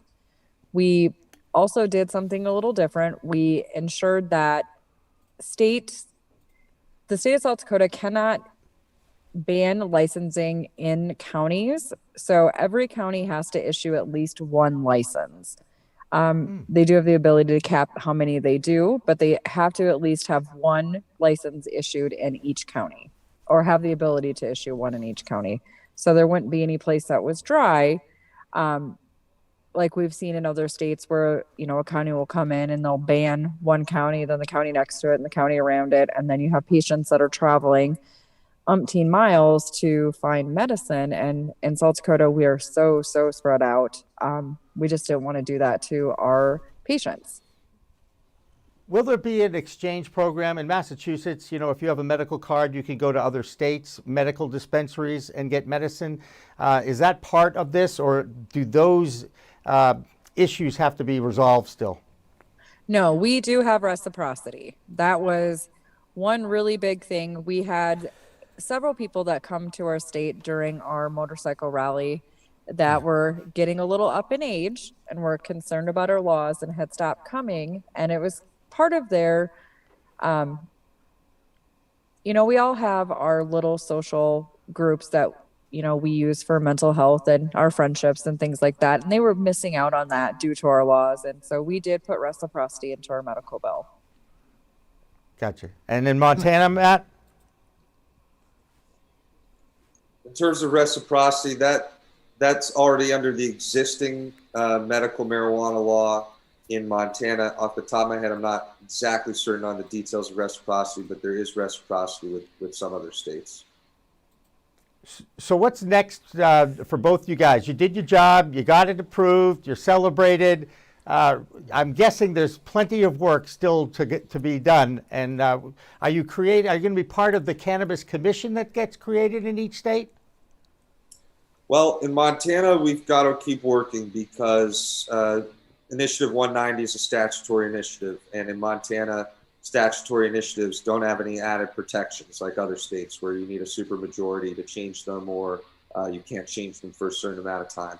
So we're going to need to be engaged in the legislative session in 2021 and get ahead of any damaging changes to the policy, any changes that would delay implementation. So the work will continue in Montana. We'll also need to defend these initiatives from any legal challenges. Our opponents in Montana love filing lawsuits, no matter how frivolous or stupid they are. But we'll see more of that. And in South Dakota, we're also Melissa and I have been talking today about the plan forward and fighting to implement these policies in an effective way, in a responsible way. And the challenge, it's exciting in South Dakota that we've got two policies to implement, and we can implement them in conjunction with one another in a way that I think will be very innovative. But it's also, there's more moving pieces. It's more complicated. So it's going to be an interesting puzzle to figure out. But, we at the Marijuana Policy Project, we stay engaged after the victory. We don't just, chalk up, say, hey, we got another ballot initiative victory, let's go off to start more campaigns. No, having put all that time and effort and energy and money into these campaigns, you got to fight to make sure that they're upheld and that the will of the people is respected and that the will of the people is effectuated. And Melissa, you might have more thoughts on the path forward in South Dakota. No, I agree with everything that Matt said. It's, I like to say we did the hard work, but now we have to start the harder work, because this is the part where, we had a pretty linear, straightforward path on where we wanted to go. And now we bring in our state legislature and we navigate that and ensure that they respect the will of the people and implement the laws the way they were written, and don't tinker with them in a way that it turns what we voted on and advocated for into something that's unrecognizable to voters. Grant, you got something? I have a question if you don't, though. Oh, yes. I had a quick follow-up. I was so enthralled by those answers, though, because I'm learning so much myself today. So one lesson we learned in Massachusetts is we have a bifurcated licensing system here, where one has to go through the local level host community agreement process and then go through the state level licensing process. Equity. So getting licenses to those who are most disproportionately impacted by the drug war only applies on the state level in Massachusetts. There's only a mandate, whereas local cities and towns can choose to do it or not. What did your states do to put equity at the forefront of these initiatives, and what can be done going forward to reinforce that? Well, in Montana, well, I'll just say first, I was actually the campaign director for the Yes on 4 campaign in Massachusetts in 2016. It was a great win. And, we fought to defend the policy in the legislature afterwards. And one of the quirkiest things that was done was saying that if your town voted yes on question 4, then you would have to go back to local voters in terms of local bans. But if your town voted no, then you could do it without a local vote, which is just a bizarre way to structure public policy, to say that local control is dependent on the outcome of an election at the local level. But so that's just an interesting piece of history of the Massachusetts campaign.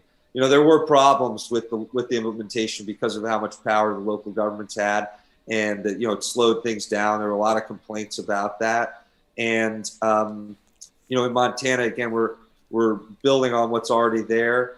And I don't think that we're going to have those same issues with local governments as we make the transition to recreational.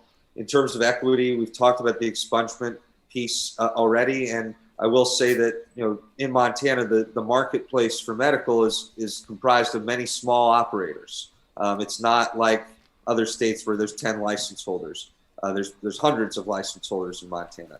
And so some of these businesses are very small. And so by building off the existing medical program in Montana, we are, I think, de facto defending the ability of small operators to be successful. And to me, when it comes to equity, I think the biggest factor is the barriers to entry. And, do you need $200,000 to get a license? Because then it becomes a question of access to capital.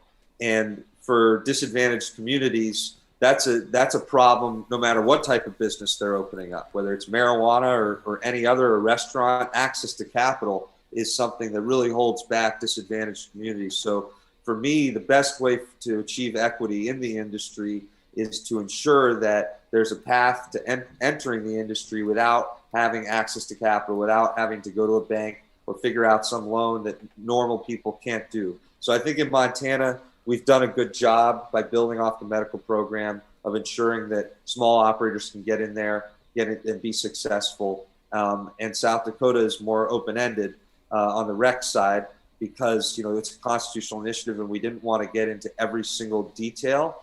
But our hope is to find the right balance so that we can, implement this in a way where regulators feel comfortable, and they're always going to feel comfortable if there's fewer businesses to regulate. But at the same time, there needs to be some kind of access to this marketplace for smaller operators that can't go to a bank and get $100,000 loans or cobble that money together in some other way. So it's going to be about finding the right balance in a conservative state where the Department of Revenue already has a great deal of authority over the details of implementation. So it's going to be challenging, but hopefully we'll figure that out. And there's also the medical side of things, which I'll let Melissa handle. With the medical portion of it, we did not write in social equity. The goal for me was, when we were drafting 26, was to ensure that patients had real access and not access that was limited. And so we spent a lot of time on ensuring that we had a comprehensive program. And I do, I'm a firm believer in social equity and giving back to disadvantaged people that have been really, we've had people's lives ruined with the drug war. But in a medical bill, there just wasn't space for it with as much language as we put into this to ensure that we were protecting all of our patients. Do I think it's going to come back legislatively? Absolutely. But on this front end part, it was just about getting access for patients, ensuring that they had the best route forward, and the easiest way to implement it was to keep it really clean and just focus on patient access. Melissa, what's your relationship with the adult use rec folks in South Dakota? And how was it? It wasn't contentious. You're both trying to do the right thing by your people, right? I might know Matt just a little bit. We were side by side the whole time. So South Dakotans for Better Marijuana Laws was the campaign that was supporting both initiatives. And New Approach South Dakota is Melissa's organization that's been working for 6 years to make reform happen in South Dakota. And so both of these groups supported each other, supported both initiatives, and my organization, Marijuana Policy Project, provided staff and other support to the effort. But Melissa and I have been talking on the phone every single day for months now. And Melissa, I just want to give her credit for building this patient advocacy organization and putting in the work over the years. Ballot Initiative is only as good as the advocacy foundation it has. And that's in one way where we had a really strong advantage operating in a conservative state because of the work Melissa and her volunteers and her patients and her families have been doing. And they all became, they were volunteers on the signature drive, and they collected signatures for both petitions. And many of them became phone bankers and texters and people who submitted videos, testimonials that we put on Facebook. So Melissa and her organization were huge asset to this effort, and Melissa herself was one of the leaders of these two campaigns. And so we know each other very well. I think maybe Melissa thinks too well sometimes, but I've loved working with her. We've done some incredible stuff together. But yeah, we're like this the whole time, and that's fingers crossed, intertwined for those listening. Yeah, I like to give him crap though. That's why I was like, I may know him a little bit. Matt's been amazing. I have learned a lot from MPP and Matt over the last year. And when he says that we have been on the phone daily, pretty much daily for a year. And, it's been interesting. I never thought that we would team up with an adult use campaign, but the way that we fit together with the way that our laws are written was so perfect. I always say it was a marriage and I didn't get a ring. That's overrated, I just want to say. Anyway, Grant, you got something for them? I'm going to put you on the spot again. You're doing great on this, by the way.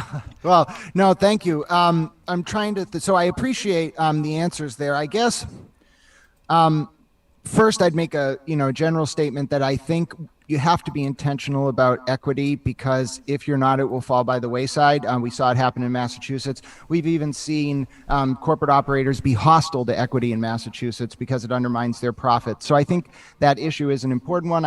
It sounds like it'll stay in the conversation going forward.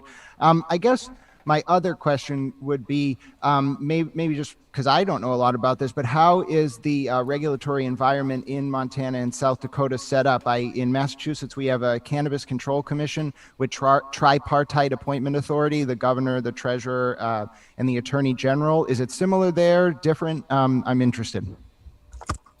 So in Montana, it'll be the Department of Revenue that is promulgating regulations and regulating the industry itself. Department of Health is already doing that on the medical side. So that it's going to be an administrative approach in Montana. And then on South Dakota, on Amendment A, again, it's the State Department of Revenue that has the authority to regulate and promulgate. And I'll let Melissa cover the medical side, which is a little different. Yes. With the medical side, we do have the Department of Health involved as part of the regulatory agency. But what we did do is we set up a board that the Legislative Research Council will get to appoint that includes legislators, stakeholders, people from law enforcement, our Attorney General's office, a physician, a nurse, a policy advocate, and a patient to ensure that all voices were heard and ongoing, because we don't want we don't want to put it under an agency that may have ulterior motives. We want to have every voice that's in this to be heard. And so we want to hear from the physicians. We want to know what's happening with law enforcement. We want patients to be able to give feedback. And so this board will report back to our legislature every 6 months going forward, and it will help adjust policy as needed. And it will also help with the continuing conversation of adding additional qualifying conditions to our bill. Are you going to be part of that, Melissa?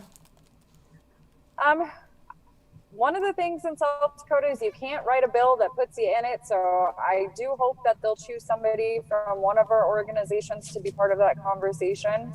But is it a sure thing? No.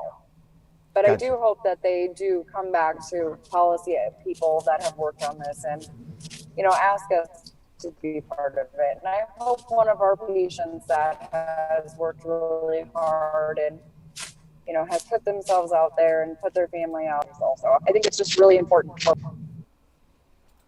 Well, I have a ton of respect for both of you for putting in the time, the effort on this. I'm so proud of the efforts you do and all of the work that you do in the trenches in both your states. And I wish you the best of luck. And just to let you know that this side of the United States, the East Coast side, if you will, supports all your efforts in the middle of the country too. We still, even though we're many miles apart, we are aligned with you in the cause. Philosophically Thank you so much. All right. Thank you both. And also, Grant Smith Ellis, as always, you're welcome here. And I appreciate you taking some time today to join us in this conversation as well. And Matthew, before you leave, your friend Omar says hello, and we'll be talking to him a little bit later on this program too. Very good. Very good. Thanks for having us on. You bet. Take care now.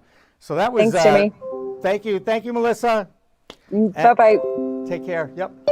So, again, this is what I love, why we do what we do, David. Sure. Because we sit here and we listen and we learn about what other states have gone through. And actually, when I saw Matt's image, I was like, I've seen this guy before. It's one of those things. And sure enough, he had been in the trenches in Massachusetts as far as getting question 4 moving in Massachusetts. So it's almost like we take it's like, okay, next, that state's done. Now I move on to the next state. What an interesting life he must have, among other things, right? Yep. All right. Sure. Hey, guess what? We have more great guests coming up on Cannabis Chat. In the next half hour, we've got the editor of Leafly coming on, Bruce Barcott. He's also the author of Weed the People. We also have Rob Mejia from New Jersey. He's our New Jersey correspondent. He is an educator and a curriculum creator out of New Jersey. They're the next East Coast state to make it adult use legal. And we're not going to be outdone because old friend Stuart Zakim will be joining us as well, another New Jersey resident and a guy who has been in the trenches to push it forward in New Jersey. So we're going to take a little break. We'll come back on the other side with more of Cannabis Chat with myself, Jimmy Young, and David Rabinovitz. Don't go away. We are Pro Cannabis Media.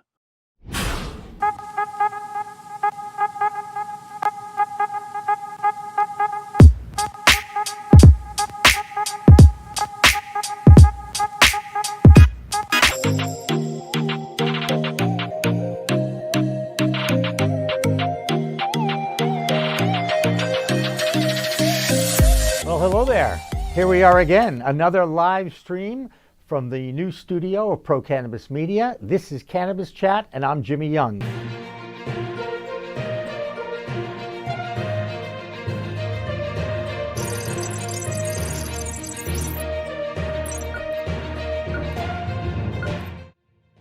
Hi, everyone. Welcome to We Talk News. I'm Jimmy Young, the founder of Pro Cannabis Media.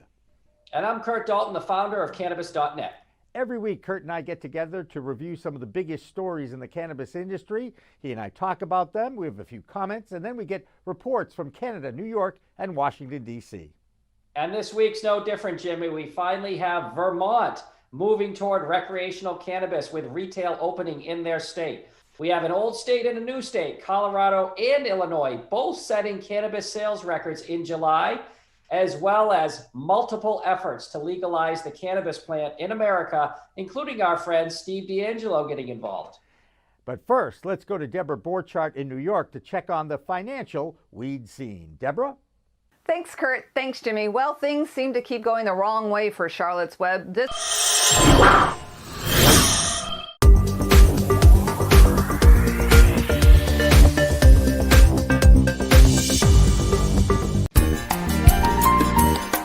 Whoa, Jimmy Young in the weeds on the water this week. We've got the CEO of Kushko, Nick Kovacevic, with me. This guy has built his little company in 6 years from $2 billion in sales to $145 million in sales. We can get this thing to be fully legal here in the next few years, I believe, but it's going to take far longer for the stigma to change.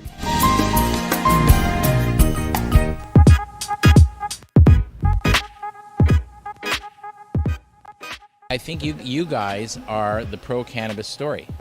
And I love Pro Cannabis Media. Hi, I'm Jody Roberts with Eastern Security State, and I love Pro Cannabis Media. Hi, I'm Laura Beener. I'm the president co-founder of The Healing Rose, and I love Pro Cannabis Media. It's been such an integral part of our success here at The Healing Rose. And you know what? The best media company out there is Pro Cannabis Media. Look out for them. They'll make you famous. Hi, I'm George, and I love Pro Cannabis Media. I also love Western Mass Hydroponics, where we've got everything you need from seed to bloom to bud, and then to smoke it afterwards.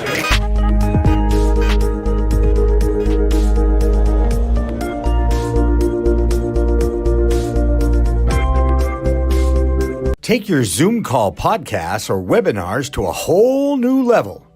Nurse Mark and the Green Nurse Podcast. We are here. That's right. PCM can animate your logo, add eye-catching full-screen graphics, and lower third identifying motion graphics. Look like the network. Act like the network.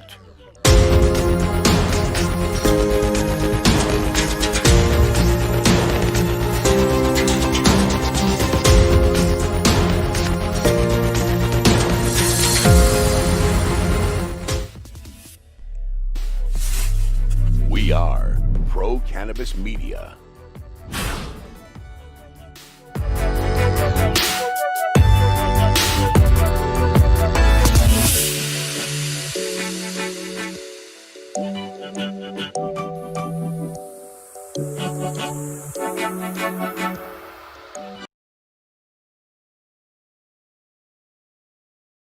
I'm live now, okay? So we're back, and we'll wait for David to get his microphone on. He's got his microphone the right spot. on. Okay, fair enough. Welcome back We're to the second hour of Cannabis Chat. I'm Jimmy Young, along with David Rabinovitz in studio, and we have two other great guests coming your way. In fact, we'll be joined a little bit later in this half hour by Stu Zakim. But right now we have Rob Mejia. He is a instructor at Stockton University and also a curriculum person who builds out online courses for cannabis and at Our Community Harvest, Rob Mejia, good to see you, and thank you again for joining us. Always a pleasure to talk to you, Jimmy, and wow, what a week. Yeah, what a week. And of course, also joining us is Bruce Barcott, the editor of Leafly and the author of Weed the People. Bruce, again, thank you so much for joining us. Hey, Jimmy, good to be back with you. All right, and what a week. 5 for 5, guys. You know, that's a great percentage. That'll get you in the Hall of Fame. And it sure was easier to pass marijuana policy bills than it was to get a new president in place, let's just say. A lot quicker results and obviously a clean sweep. I'm going to go to Bruce first, Rob, if you don't mind. I want to get his impressions on the fact that these 5 states all came on board, 4 as legal adult use, and there really wasn't any drama. Yeah, the drama, if anything, was in the disparity between the polls going into the election and the actual result. I mean, you know, a few elections ago, a lot of us worked with the rule of thumb that you needed a good 5 percentage point buffer in polls going into an election. Like, you know, you wanted 55% support or above in order to have a chance to pass these legalization measures, because the thought was a lot of people would balk at the last minute. They'd be scared of the change. And that rule of thumb has kind of disappeared. I mean, we saw going in, you know, I think approval ratings in New Jersey in maybe the mid 60s, and the final result was 67% approval. We saw South Dakota was like, man, that was under 50% support going into the election for adult use, and to come out with 53% voting for recreational legalization in South Dakota, that was a head spinner for me. I really expected South Dakota to pass medical, but then come up to like 48% on adult use. So that was a real pleasant surprise for me. And then Mississippi approving medical, not just by 74%, but going for the actual real medical measure, and not the kind of fake one that the legislature tried to put up. That was a really nice reassurance that voters actually read these things and take them seriously. Absolutely, and it was John Boehner, the former House Speaker's quote that I love. He goes, "When cannabis is on the ballot, it wins. Even with hyper-partisanship everywhere else, people of all stripes agree about cannabis reform." Rob, you're in New Jersey. You're a native there now. How pumped is everybody in New Jersey? We are very excited, but at the same time, as Bruce alluded to, all the polls kept saying that we were going to be going above 60%. We had a poll from Monmouth, we had one from Stockton, I saw another one, and they all were between about 61, 62% up to 68%. I thought that might go down a little bit because the ballot measure was actually on the back of the ballot, and it was in very, very small font, so I thought a few people might miss that. In our class, we actually did an exercise where we looked at all the legislation, and we went through and made our predictions on what was going to pass. And I did predict that all the measures were going to pass. And I had South Dakota and Montana squeaking by at like 50.2% and 50.5% respectively. But I thought we were going to run the board. And I was not surprised at all that the medical legislation went through so quickly, because if you look on a national level, if you ask somebody medically, if your doctor says you should be considering cannabis, you get responses in the 80 percentile range, sometimes even 90% that say, sure, if my doctor says it, we should consider it and allow it.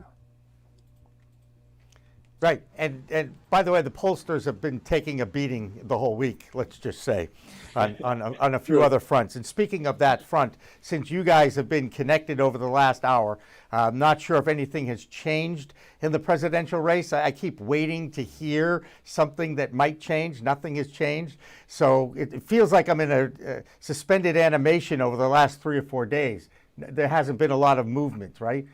Yeah, there's been movement, but little. How do you see what's going on with the election influencing national cannabis policy? Bruce, you go first. Oh man, here's my. Let's say that Biden continues to gain votes and he wins the presidency. If that's the case, I'm really sincerely looking forward to putting his feet to the fire for 4 years on cannabis policy. this is a president, elect, if that's the case, who, comes from a generation where he truly was one of the leading drug warriors of the 90s. We know that. He's admitted that. And he has, he has some making up to do on that front. He doesn't like legalization.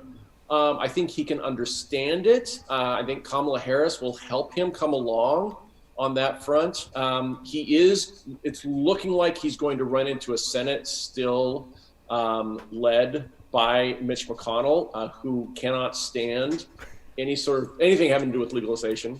So my answer to this, look, one of my answers to this is let's legalize in Kentucky in 2022. Get it right in Mitch's backyard. That seems to change the minds of senators, Sure. Or why don't we just stop all the hemp legislation, since there's so many hemp farmers in Kentucky, and tell them until we bring both sides up to parity, the low THC and the high THC, you don't get anything. Interesting.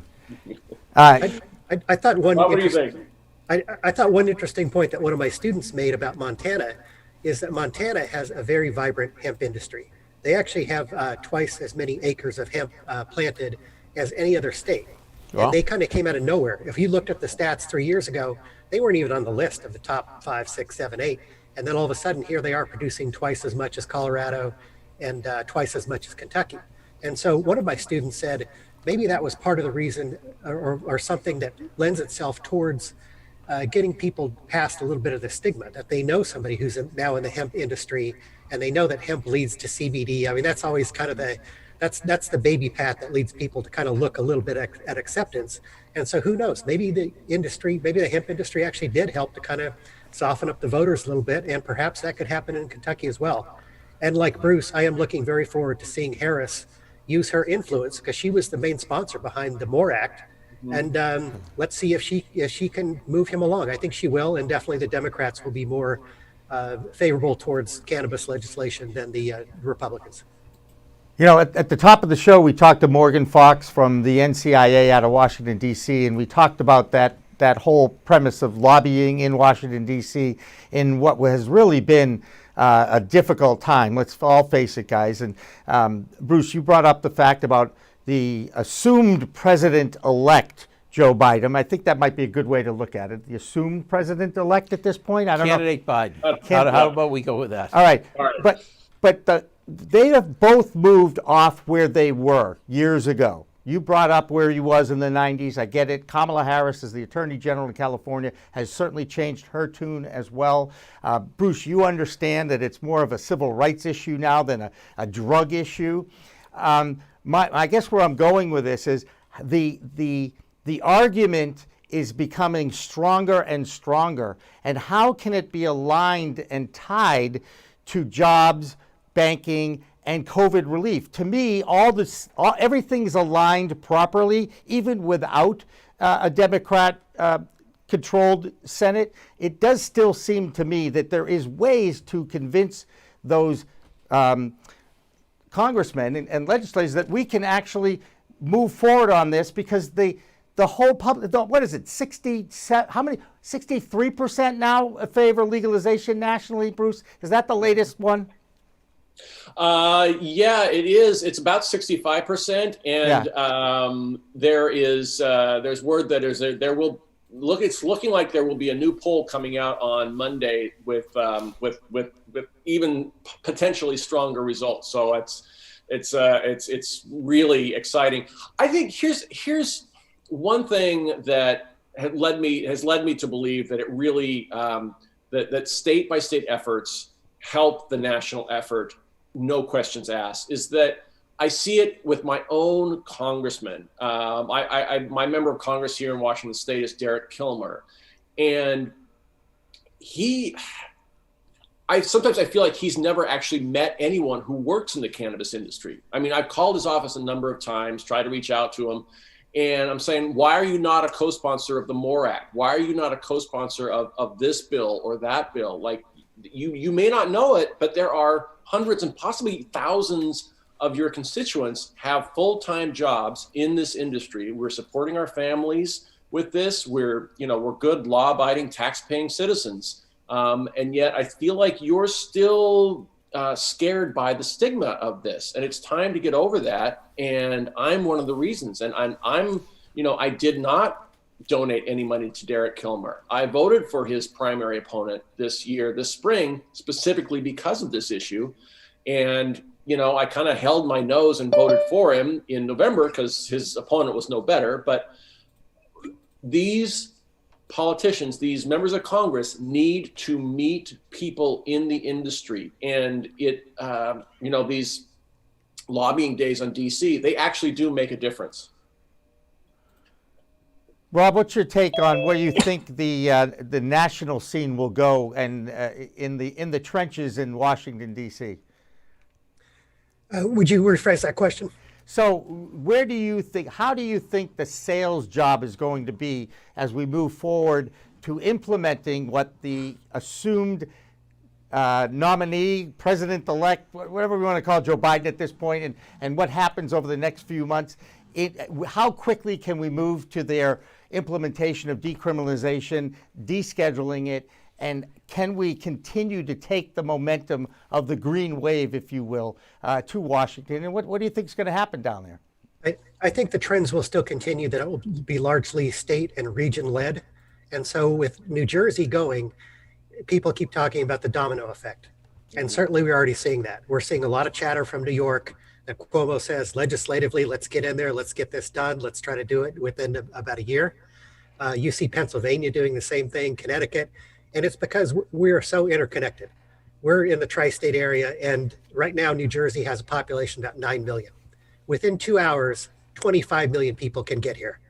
And so you're going to see a lot of people who will come here for legal adult use where they can't get it in their own state. That's certainly going to push the other states to go. And it will also push the whole social equity argument. You'll see a lot of jobs being created. Just today in New Jersey, they announced the head of the Cannabis Commission.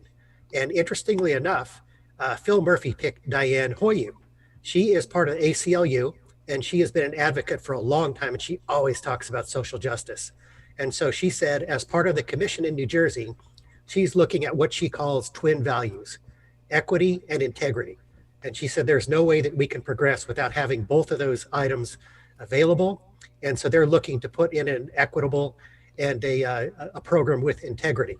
So I think as you see New Jersey start to really embrace social justice and put that in the legislation, which we fully expect to see, there was some of that before, but I think we're going to see even more of that now. There's about 200 pages of legislation that is waiting to be submitted, and it will be submitted as early as tomorrow, but probably next week. And I bet there'll be a lot of provisions for micro licenses, economic incentive areas. There may be incubation programs with the government. I am very excited to see what we'll do. That is also going to push the other states around us to do some of the same things. And as states around us get social justice right or come up with innovation like that, you're going to see other states embrace it. So I think I'm seeing a regional, sort of like a little bleed. So you start with Jersey, we'll go to the tri-state area, we'll move. You saw what happened with Illinois. So it's just going to keep spreading like that. And I think that will happen before any kind of total national legalization that says, yeah, we can all do it. You'll still have a few holdouts, I think, in like Wyoming and Idaho and places like that. That'll be a little more difficult to convince. Well, another New Jersey resident has just joined our little forum here on Cannabis Chat, Stuart Zakim from the Bridge Strategic Group, a guy who's kind of well known here in the area, a legendary family in the Boston area. I think I can say that, Stuart. Good to see you, and thank you for joining us. Thanks for having me, Jimmy, and thanks for your work on the revising Team Harmony.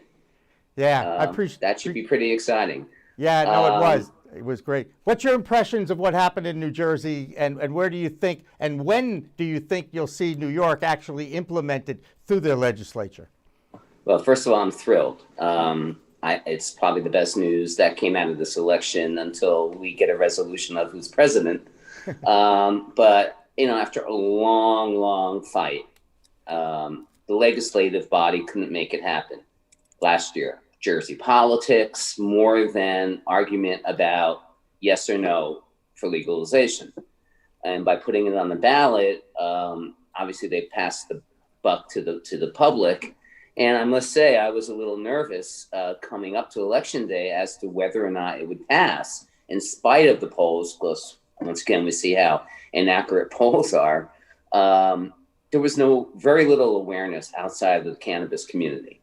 And that's largely due, there was no money spent on, people, a couple $1 million, but that's not real money in any kind of political campaign. And the fact that the ballot initiative itself was on the back of the ballot only heightened my fears. And there was a lobbying group that came up with a hashtag turn the page, which hopefully was effective because the vote was won by such a wide margin. Of course, like in Massachusetts, Jimmy, every town has an option to let adult use dispensary in their town or not. To what Rob was saying earlier, it's not going to be the kind of blackmail that's gone on in Massachusetts from the towns, where they're asking for a lot of money in addition to all the other stuff. And additionally, our tax is going to top out at about 8%, which, you talk about equity. And I've worked with Diana for a long time. I'm thrilled at Murphy's Choice. I've been slugging it out here for 7 years now.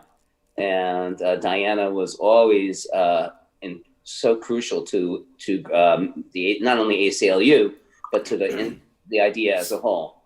And he couldn't have made a better choice. Where do we go from here? I don't really, today they were supposed to introduce a bill on the floor by Senator Scutari, who's the guy who's behind the legalization initiative. I think now it's going to happen on Monday. They got to decriminalize it right away. They got to tell the police, stop enforcing cannabis laws, because as of now, it's still illegal.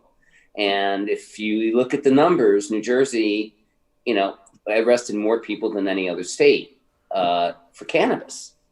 So it depends on the police force, depends on the local prosecutor, but the Attorney General did say to people, be careful. It's not legal yet. Murphy said the same thing, because some cops are still going to be, exercising what they think is their job, and we'll still see, that disparity between white and blacks incarcerated. Should they?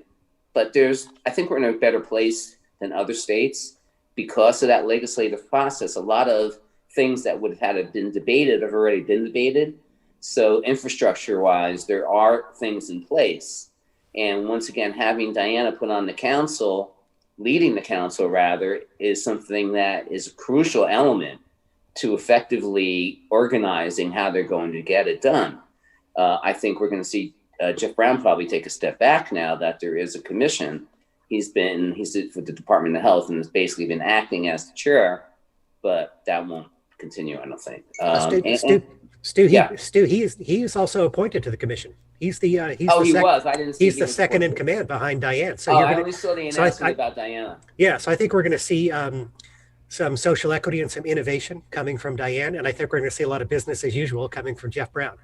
And I think that's great because Jeff Brown has existing relationships, and he could help be a strong liaison, and Diana as well. And I think, not criticizing Massachusetts again, but their commission, as Jimmy, has certainly not been without problems.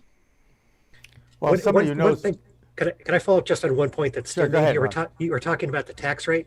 Yeah. And I do know that it's admirable that New Jersey is trying to cap it at less than 9%, but we have a bigger issue. And our bigger issue is that the price of our cannabis right now is between $400 and $500 for an ounce.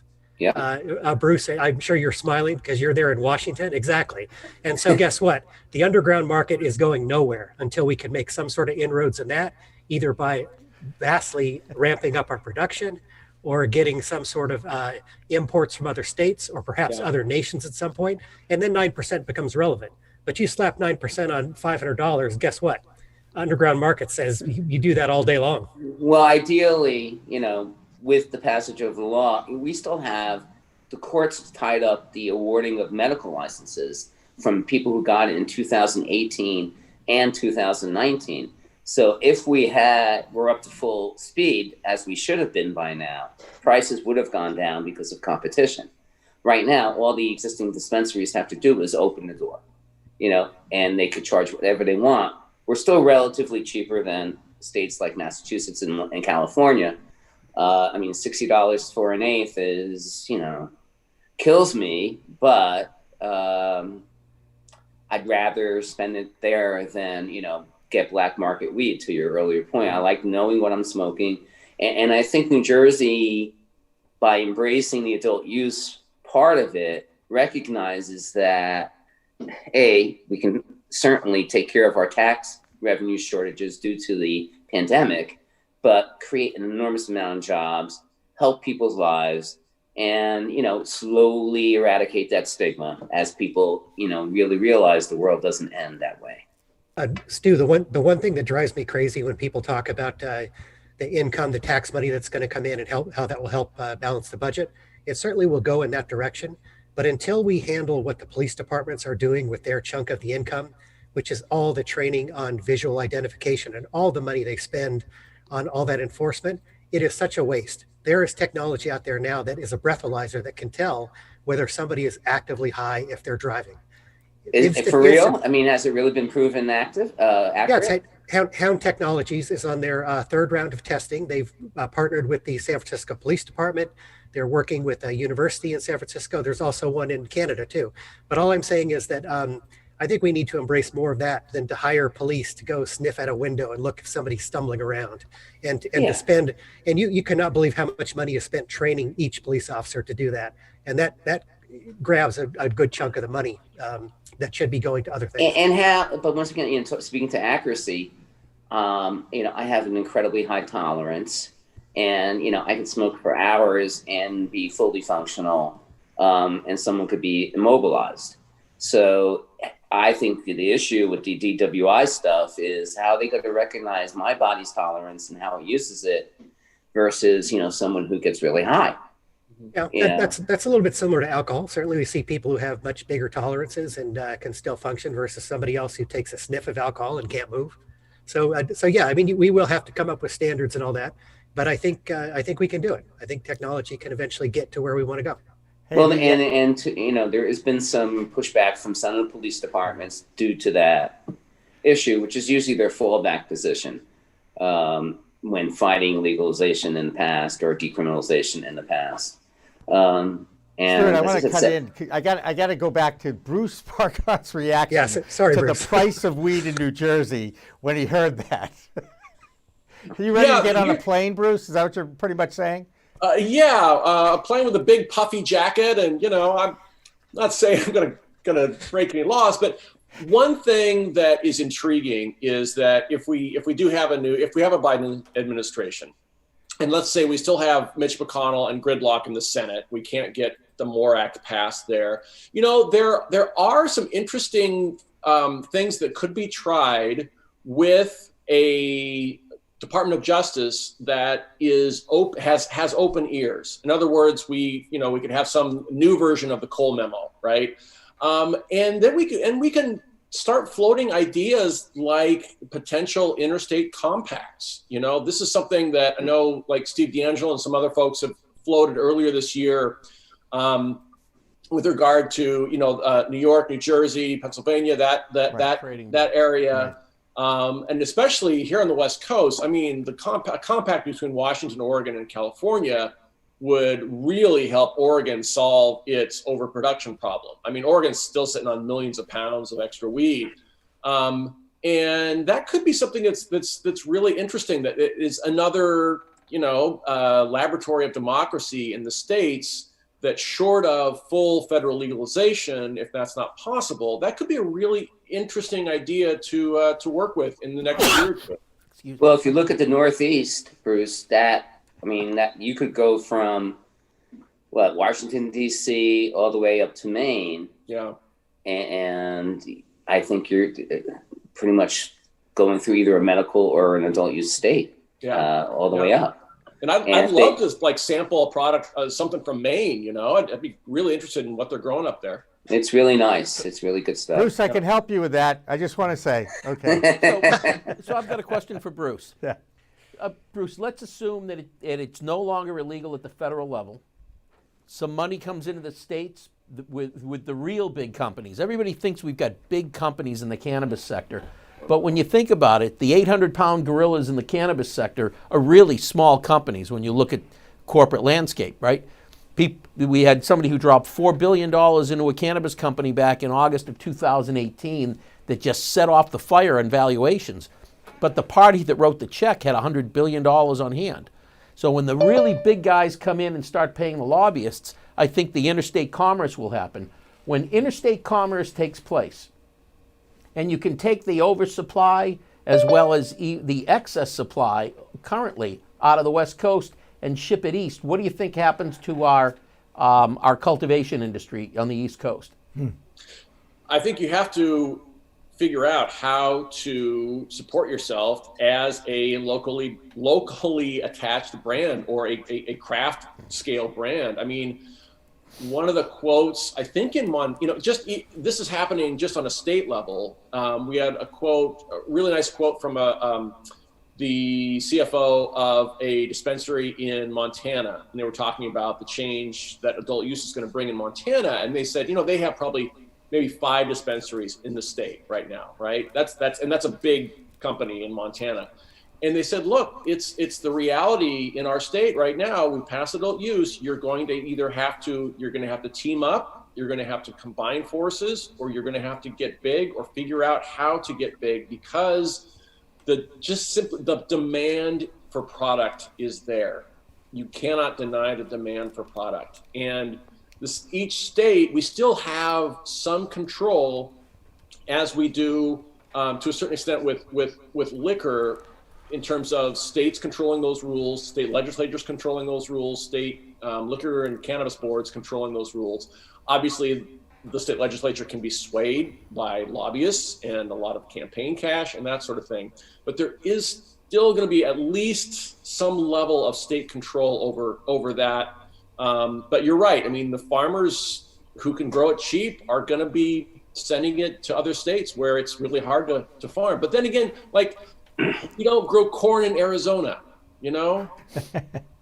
Right. Well, you just made the point, right? You don't grow corn in Arizona, and I don't think that long term we're going to be growing weed in the Northeast. I think it's going to come from those areas where they can grow it outside way cheaper in the open air than you can do it at $250 a square foot for a cultivation facility. Yeah. Right. And hang on a second. I've got to take back control here a little bit. First of all, I can listen to you guys talk for hours, but I love to keep this going. We have 3 more guests coming in for the next 30 minutes. Some of them I know all of you know who they are.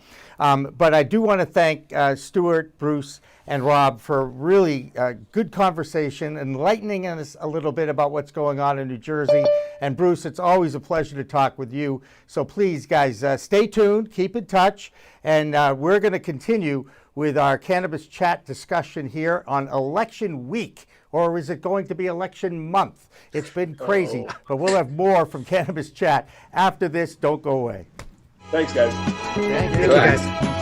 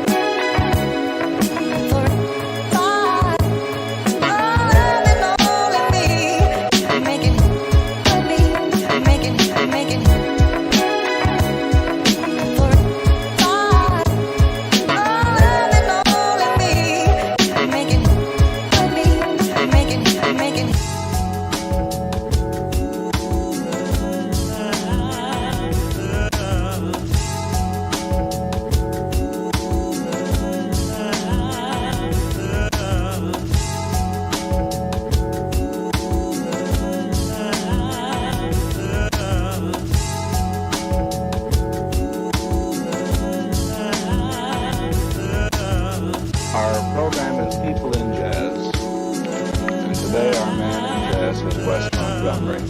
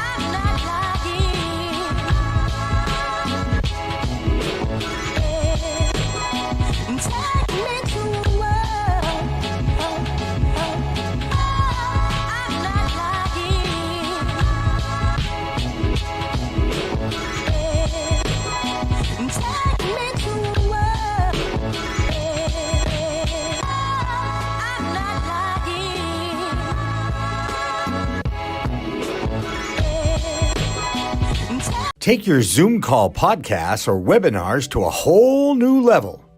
Nurse Mark and the Green Nurse Podcast.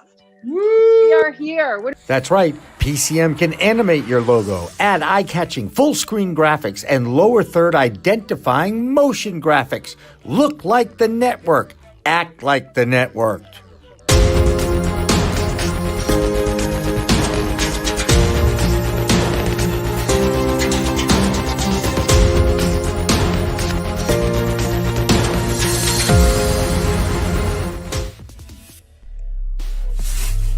We are Pro Cannabis Media.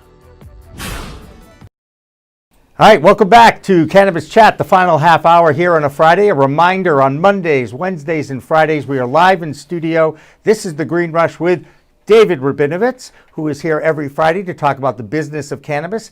And here we have another trio of terrific guests joining us. One is really no stranger to the pro-cannabis media world. Her name is Debra Borchardt from New York. She handles the Green Market Report. I can also mention that Will Luzier, he's the compliance dude from Tootster, and he's also an attorney and a friend and the birthday boy. I snuck it in. And Omar Sacirbey. Did I do it right? That was right on. Thank you. And he's a reporter for MJ Biz Daily. I've been working on that pronunciation since you and I talked. I think I'll go right around the quad, as they say, to get overall impressions of this past week. And how impressed were you that it was a 5-for-5 sweep in all of the states that had ballot questions for either adult use cannabis or medical marijuana programs? And I think we'll start with Debra. Debra, we'll start with you. And what do you think the impact of that might be on some of the markets that you cover down there in New York City? Well, I clearly think that the passage in New Jersey was a super big deal. You know, we thought it was going to pass. It did pass. And now it's really going to put a lot of pressure on New York. There were some people saying New Jersey was going to whip this out really quickly. I don't think that's going to be the case.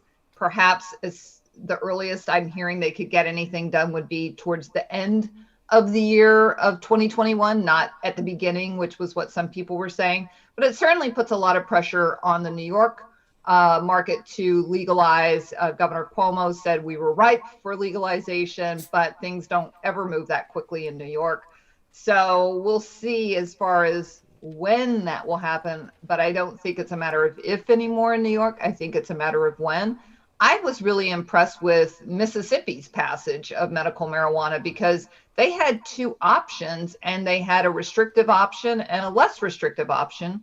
And they went with the less restrictive option, which really surprised me because the South is a very conservative region of the country when it comes to medical marijuana and cannabis in general. So that was, to me, a big sign of, changes that we're seeing.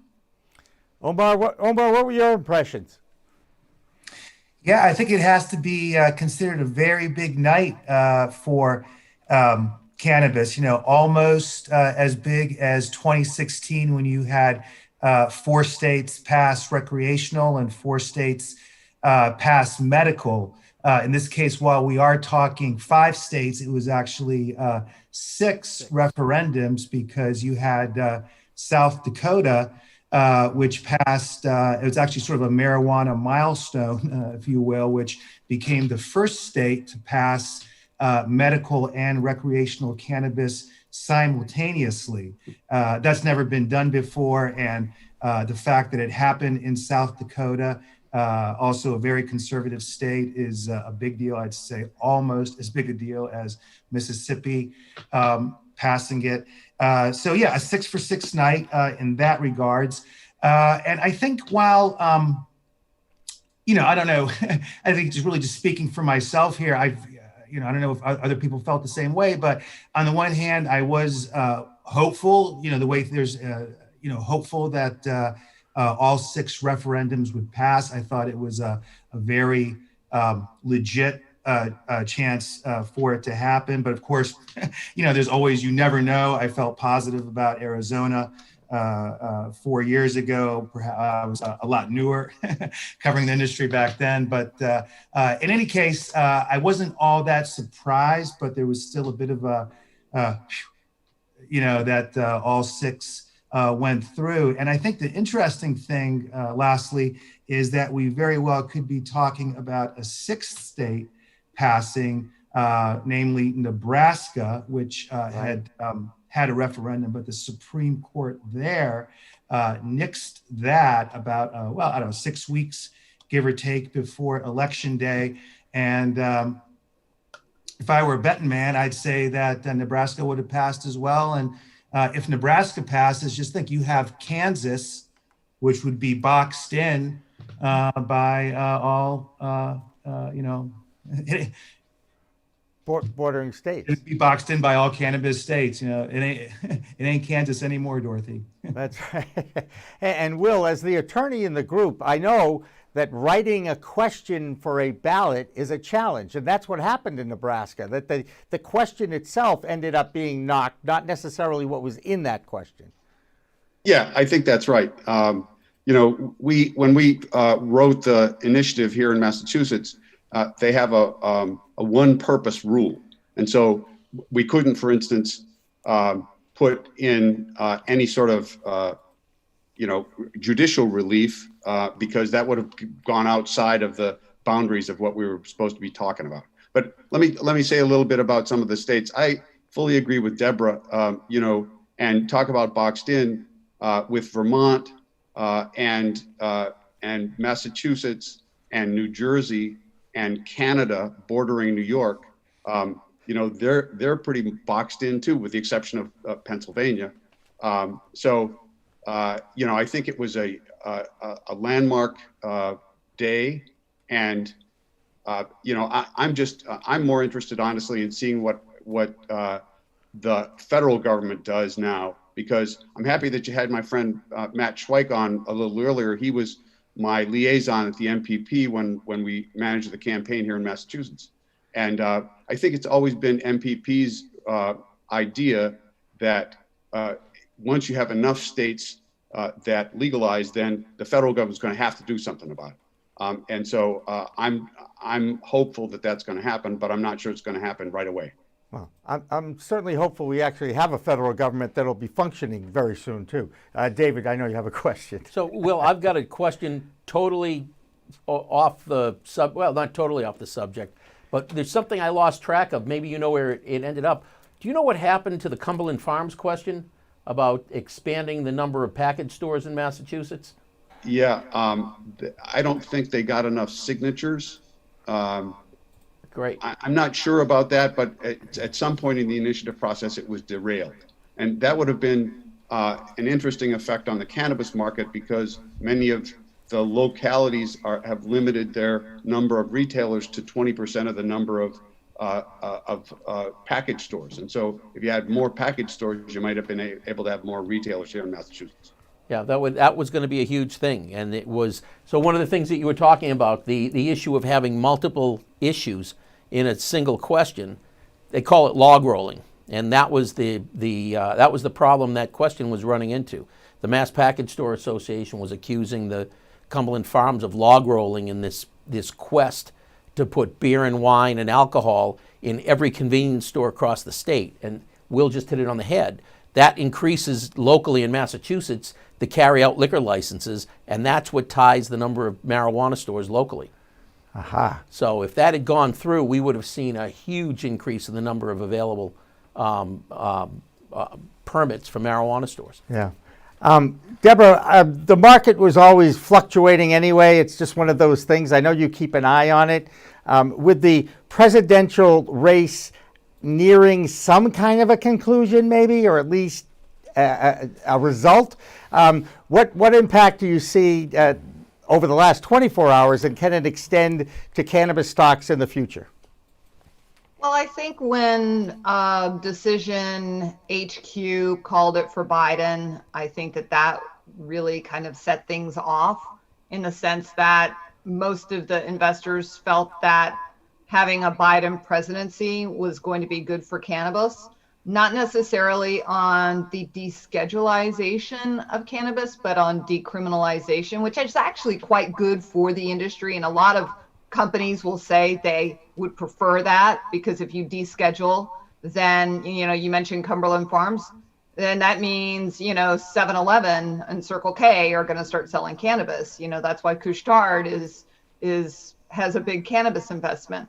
I think that the market really saw that as a positive for cannabis. I know that there are quite a few people within the cannabis industry that are Trump supporters and felt that Trump had signaled that he would believe in states' rights. But the reality of the Trump presidency was, even though that they were allowing the states to legalize and not really doing much, he had already signaled that he didn't want cannabis on the ballots because it would bring out too many Democrats. He is a non-drinker. Everybody says, well, but he's a businessman. He'll look to the taxes. But he had 4 years to do something, and he never did anything during all those 4 years. So to me, that argument, which had been given to me multiple times over the last 4 years, was he's going to do it this quarter. He's going to do it next quarter. No, he's going to do it next quarter. And 4 years of that. So right. I feel like when the market felt that Biden was in, I felt like they thought, okay, this is what we kind of know what we're going to get. We're going to get decrim, and now we know how to work within that. And that's why they started buying them. Yeah, stocks have been, now you cover this and track it much closer than I do, but the marijuana stocks have been on fire the past 3 days. Yeah. No pun intended. You saw some stocks went up 90%. I mean, they just shot up. Now, to be fair, they got crushed in 2019. Right. And 2020 was meh. It was better for some, not across the board. So this was definitely, the green light the industry wanted. Omar, your impressions of what might happen at the federal level now? Yeah, it's tough to say for sure, but a Biden-Harris administration is definitely far preferred than a Trump-Pence administration. A lot of it, I think, will depend on who's going to control the Senate. If it's a Democrat-controlled Senate, then I think the chances of a lot of things passing are, from banking reform to 280E reform, maybe even medical and recreational legalization, some other things.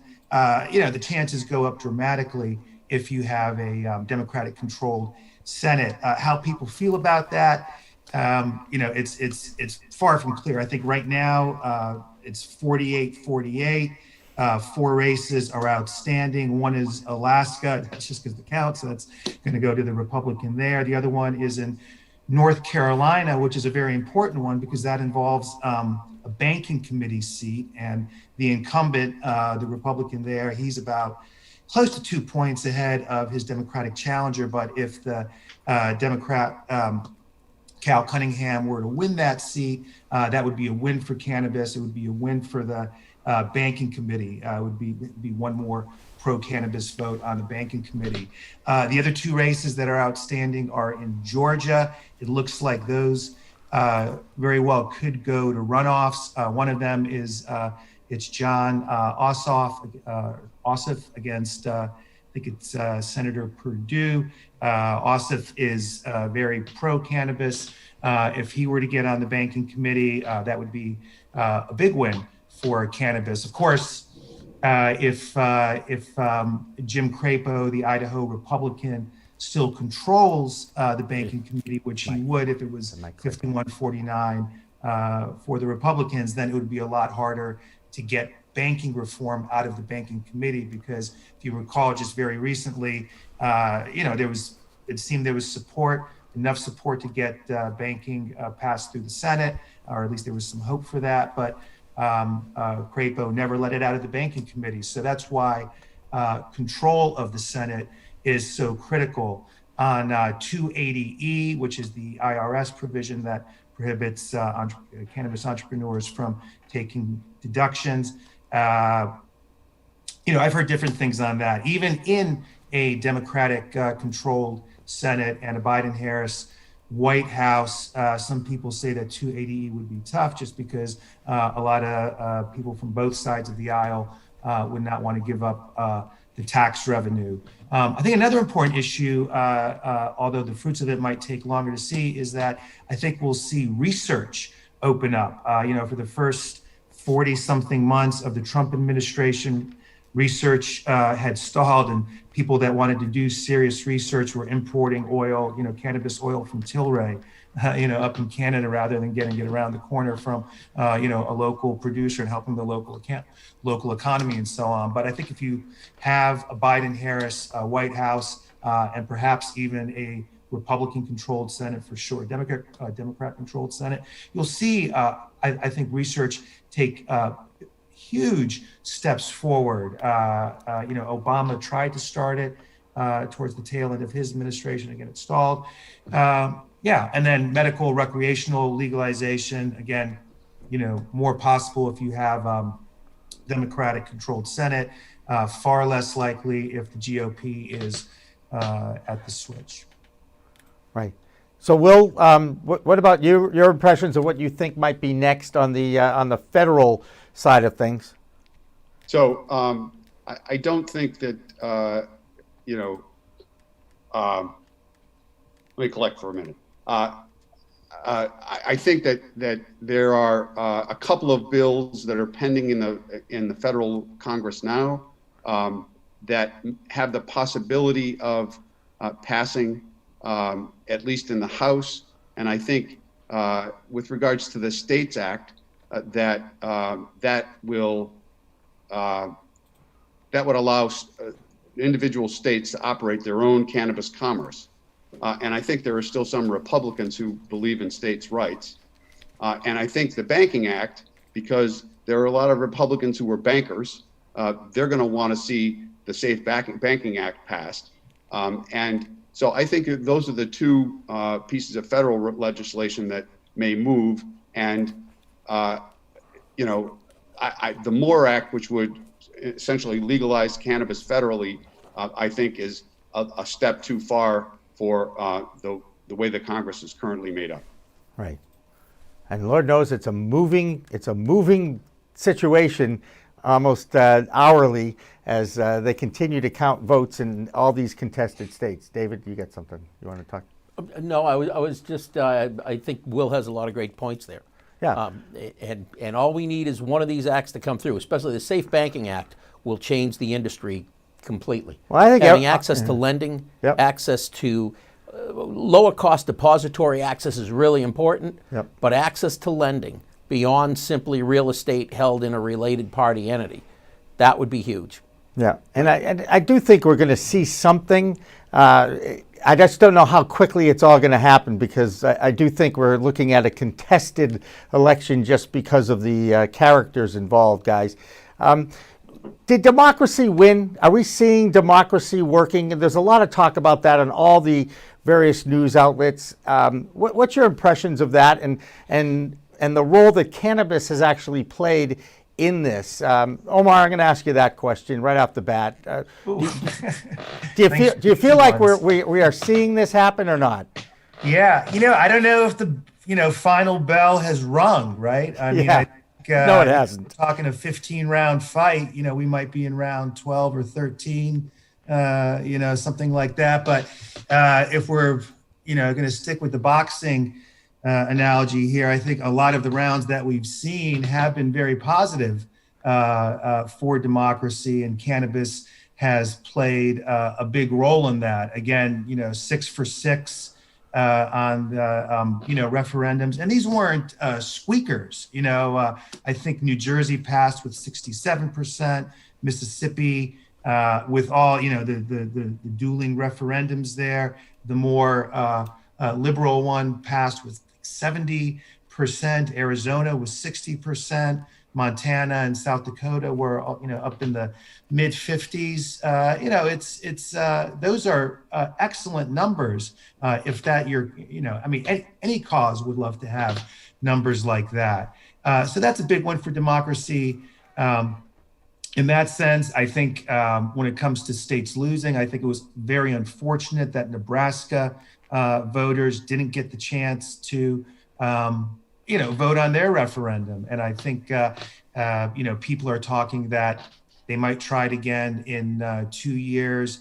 Idaho was trying to give it a shot this year, couldn't quite pull it together. Maybe Idaho will come on board in a couple years. So I think it's great to see, sort of the, dominoes falling. And people have referred to that already. Will and Debra both, if you have New Jersey passing, that's going to have repercussions in New York and Pennsylvania, whose governors are very supportive of legalization. Cuomo just last night came out and said that he wants to see this happen. So, I think a good night for democracy, but like I said, the bell it still hasn't rung.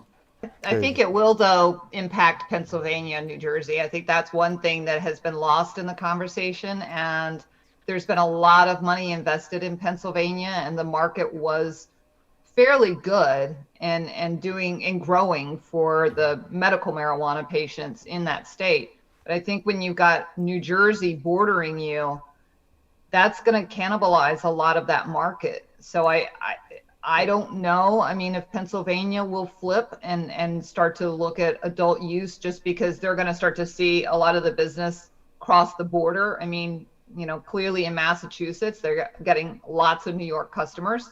So you definitely have that border traffic happening. I think, some of the medical companies that are in Pennsylvania are probably not too happy with seeing New Jersey pass adult use. Yeah, I'm with Debra on this one. I think that Pennsylvania, and some of it's going to happen where the presidential election goes, right? Because that state's very tight right now. But if that state happens to go blue on the presidential election, I think it's going to give the governor and the lieutenant governor, who's been doing a great job running around the state, really pushing this. I think that's going to give them a lot more energy to push back against the legislature, who seems to be firmly against trying to legalize anything. When you've got the governor and the lieutenant governor not just simply saying we'll go along with it, they're openly promoting it. Yeah. I also think it's going to be good for media too, because I feel like, and I'm sure, Omar and Pro Cannabis Media, myself, Green Market Report, the oxygen gets sucked out of the room with constant, Trump tweets that we've had for 4 years, and all the media, the main media, they only want to talk about, Trump 24/7, to the point that it's just, even if you don't like Trump, you just can't watch it anymore. And so hopefully if he's out of the picture, we can now start to talk about other things. Yep. Like the cannabis industry. Right. Yeah. And yes, very serious. I mean, Kamala Harris, you have a very serious cannabis proponent. I want to let Will come in here, because I know he wants to say something, and it is his birthday, so we're going to give him the last word here. So go ahead, Will. Thanks so much, sir. So you asked if democracy was working. Yeah. And I think I don't agree with our current president on much, but I agree that cannabis brings people out to vote. Right. So I think that there are a lot more young people that are voting as a result. Once you get somebody who hasn't voted before registered and coming in to vote, and what their vote for is successful, they'll keep coming back. And that's good for democracy. Right. Time for one more question or no? No, we really don't. But I want to thank Debra, Will, and Omar for bringing up the last half hour here. And it's funny, every single time we ended the half hour, I felt like, my gosh, we could have talked for another half hour or hour, which is good. We're going to run this all weekend long. I think I asked Dan to do that, so he's got no life. He'll just keep running this. And I appreciate y'all coming in today. And again, another happy birthday for Will. Thank you so much, guys. Thanks. Great to see you both, Jimmy and David. Thank you, Will. Thank you. Happy birthday, Will. Thank you.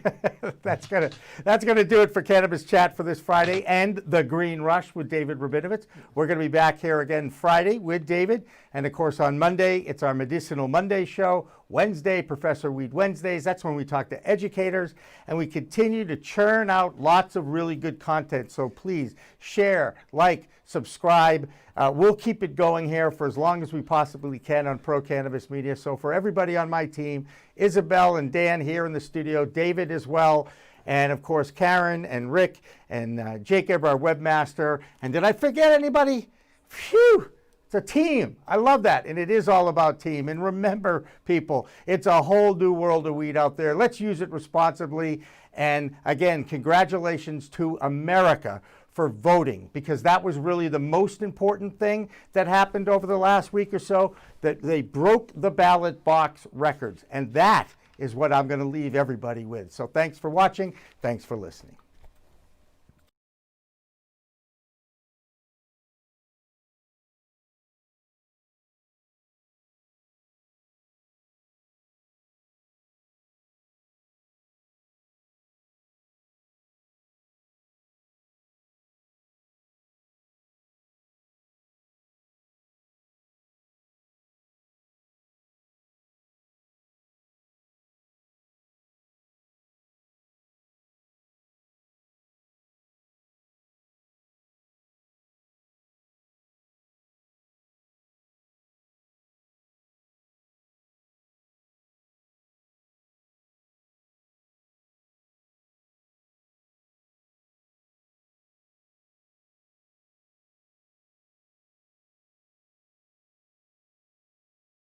Were you surprised with the overwhelming results from the cannabis world?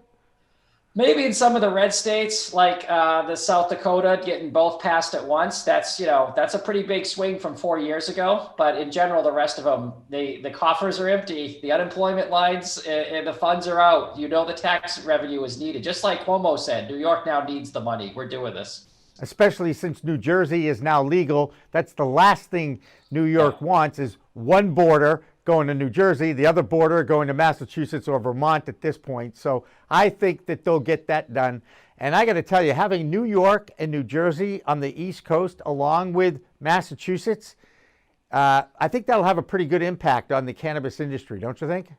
Well, I think looking at even the numbers, are we up to about 42 or 43 that have some form of a program, cannabis program, and then I think 15 are rec? There's only 50 states, Jimmy. I mean, I don't know what the federal government, at some point, common sense kicks in and says, 88% of our inhabitants here now have some form of legal cannabis. So maybe we should tax it and just move on. And create some jobs. As you know, there was another little item on the ballot box this week, the presidential election. And at the time of this recording, Democrat Joe Biden leads Republican President Donald Trump in the popular vote and in the Electoral College with 264 electoral votes. He only needs 6 more to get to the magic 270, while President Trump is at 214. Now, there are a number of contested states still counting ballots. Kurt, for cannabis advocates, though, good news so far, but a tempered result for many Democrats who had hoped for a sweeping change, as you mentioned, in the Senate and in the House, and that has not happened. No, and it's really scary that if there is a way that, the current President Trump is reelected, you're really going to see a standstill on cannabis for a while again. So got the states, that's great. Again, it's the kissing your sister metaphor. It's better than, it is progress at small steps. But obviously the Senate would have been the crusher. If you get that and you get the presidency, you'd see it happen in 2021 with no resistance. But I still think this is going to happen where it's going to get done in 2021. I think President Biden, assuming that's who it is, will go further than just decriminalize. That's what he's saying to get the moderate vote.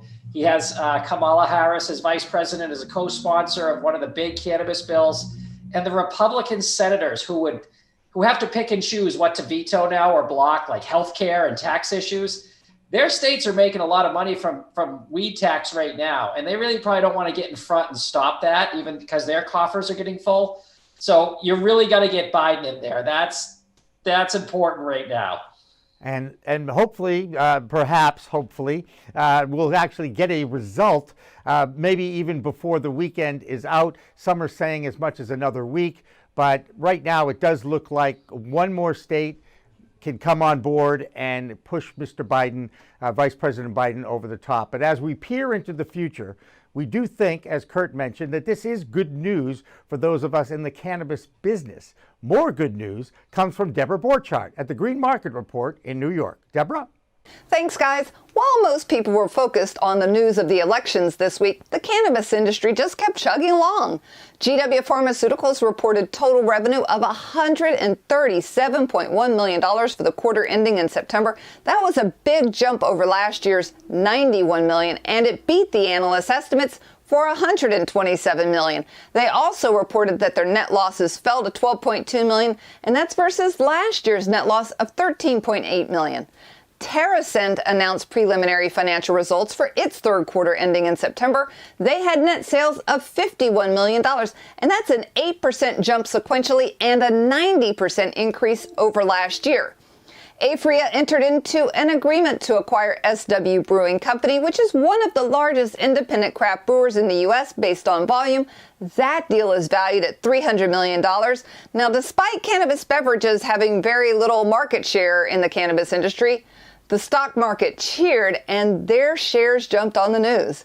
And that's it for this week. I'm Debra Borchardt with the Green Market Report for Weed Talk News. One interesting news item to add is the fact that while we await results from the congressional races, there is still some acceptance of cannabis in other industries. Kurt, you know what an MRB is, right? Sure do. A marijuana-related business. It's part of a lot of the banking acts as well as in the finance stuff they're talking about. And since both our companies are MRBs, one of the challenges we all face is normalcy with anything having to do with finances, the 280E tax code, or retirement benefits for employees. And sure enough, I found one company that has figured out how to offer 401k plans for MRBs, Asset Strategy in the Boston suburb of Natick, Massachusetts. Now, I talked with one of their financial experts on the next In the Weeds. John Gentry is the director of retirement at that firm. And the first hurdle for anything having to do with businesses, of course, that are either plant touching or just ancillary companies is, can you create something nationally that the feds will actually deem legal? Now, Asset Strategy can, but it wasn't easy. So we have the solutions, they're legal, they're in place. There are already quite a number of MRBs who have plans that are up and running and have been for quite some time. So there are solutions. Now, there are also very well-known large national providers in the industry who simply aren't comfortable being first movers. Not only did we run into vendors who simply wouldn't consider it, didn't want to have the conversation, weren't even comfortable discussing it, and, you know, no way, John, not a chance. There's just too many federal potholes to step in, and we're going to wait until everything is absolutely safe, right? So we ran into that. Not only that, we also ran into directly from MRBs where we were suggesting they should install a retirement plan, and they pushed back saying that it couldn't be done. And that's simply because they had tried and they finally gave up, and not realizing that the industry has evolved, the retirement plan industry has evolved to catch up to the cannabis industry, so that, you know, the retirement business can service the cannabis industry. And, you know, it's actually a really exciting time. Wow, that's fantastic news, Jimmy, because anything to do with finance, retirement, and benefits for cannabis companies are a complete disaster right now. So that's really great news to hear that they have a solution for cannabis business. Absolutely. And one international news item we want to share, because we've talked about New Zealand's vote to legalize cannabis. Well, unlike the newest 5 states in the United States, That measure failed in New Zealand. And Kurt, wouldn't you know it, their newly elected Prime Minister, Jacinda Ardern, comes out in favor of legalization after the vote. Does that make any sense? No, that's the scuttlebutt. We did a big story on Germany voting down recreational marijuana as well as New Zealand. And New Zealand's Prime Minister did not announce her affinity for or against till after the vote. So a lot of the pro-cannabis people in New Zealand are a little bit disgusted that if that's what you thought, say it up front. It might have swung the vote enough. It's a little bit of a debate, but she would not, at the end, after the vote, she said she did support it. So I don't know, if you're going to support something and you're elected, I don't know if you get to do that, hide behind the Monday morning quarterbacking, as we like to say. Absolutely. And by the way, do you know who the U.S. ambassador to New Zealand is by any chance? John Twitchell. No. I took a shot. You did take a shot, and I appreciate that. I thought you'd say Dennis Rodman, but that's not right either. No, that's North Korea. Yeah. That's right, I forgot. No, it's former shooting guard for the Mighty Jumbos of Tufts University, Scott Brown, also known as Ayla Brown's dad and a former U.S. Senator. By the way, in college, he was not a fan of cannabis because I actually roomed with him at the basketball house for about a month at Tufts, and let's just say he moved out. Anyway, basketball and weed, sports and CBD, what can I tell you? Now it's time to toss to our main man, Rye Russell, with this week's main report. Rye? Rye Russell from Weed Buds Radio with your main cannabis report for Weed Talk News. Cannabis has made it to many ballots across the nation, and that includes Maine's largest city of Portland, or maybe we should call it Potland after this favorable vote. Portland residents have voted in favor of all cannabis-related topics for the past 7 years, and this year was no different. The city of Portland voted to remove the cap on licenses that was originally slated for 20 stores. And in addition to that, residents also voted to reduce the mandatory buffer between licensed cannabis establishments from 250 feet to only 100.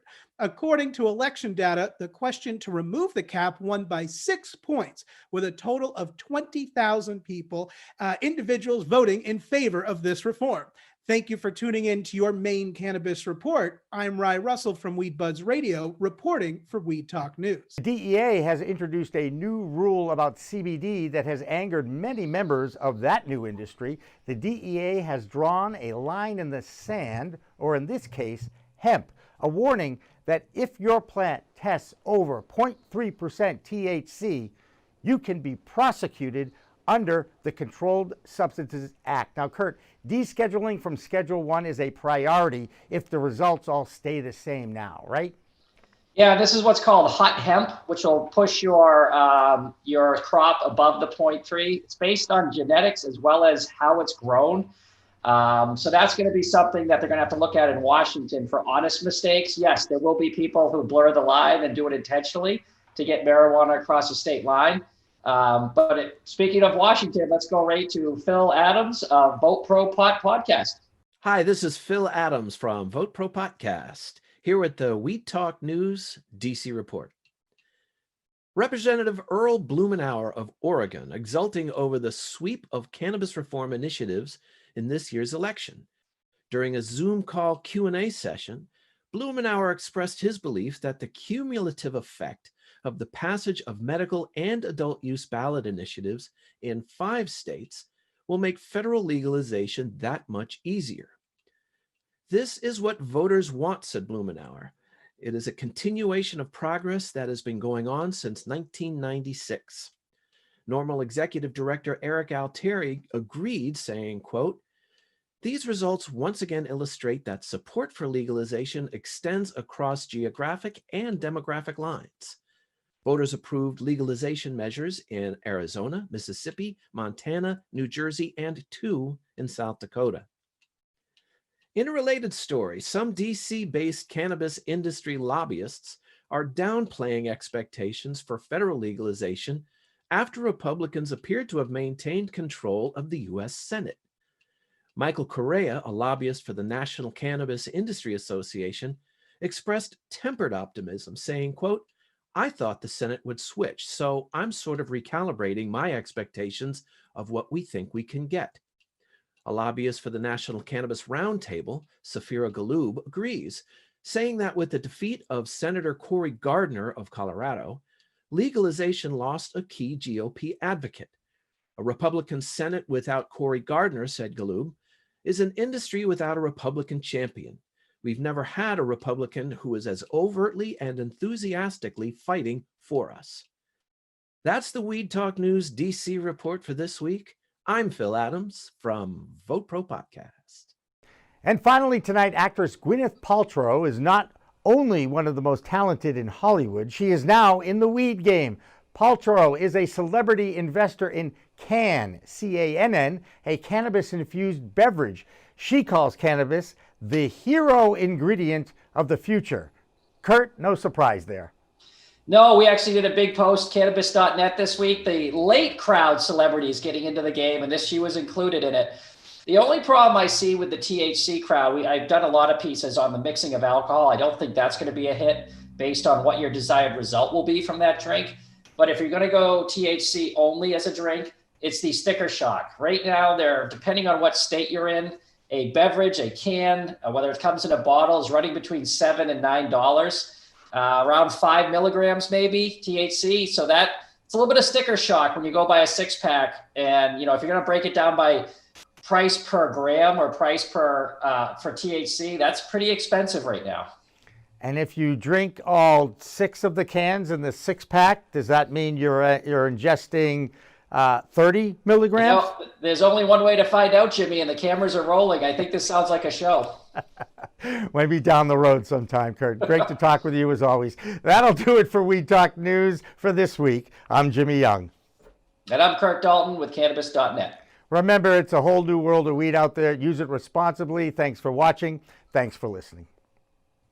Weed Talk Now, Weed Talk News, and In the Weeds are all available on most major podcast distributors like iTunes, Spotify, Google Play, and our friends at clnsmedia.com and our flagship, Cannabis.net. So subscribe, share, and like our videos on all the social media networks out there, including LinkedIn, Twitter, Instagram, Facebook, the WeedTube, and YouTube.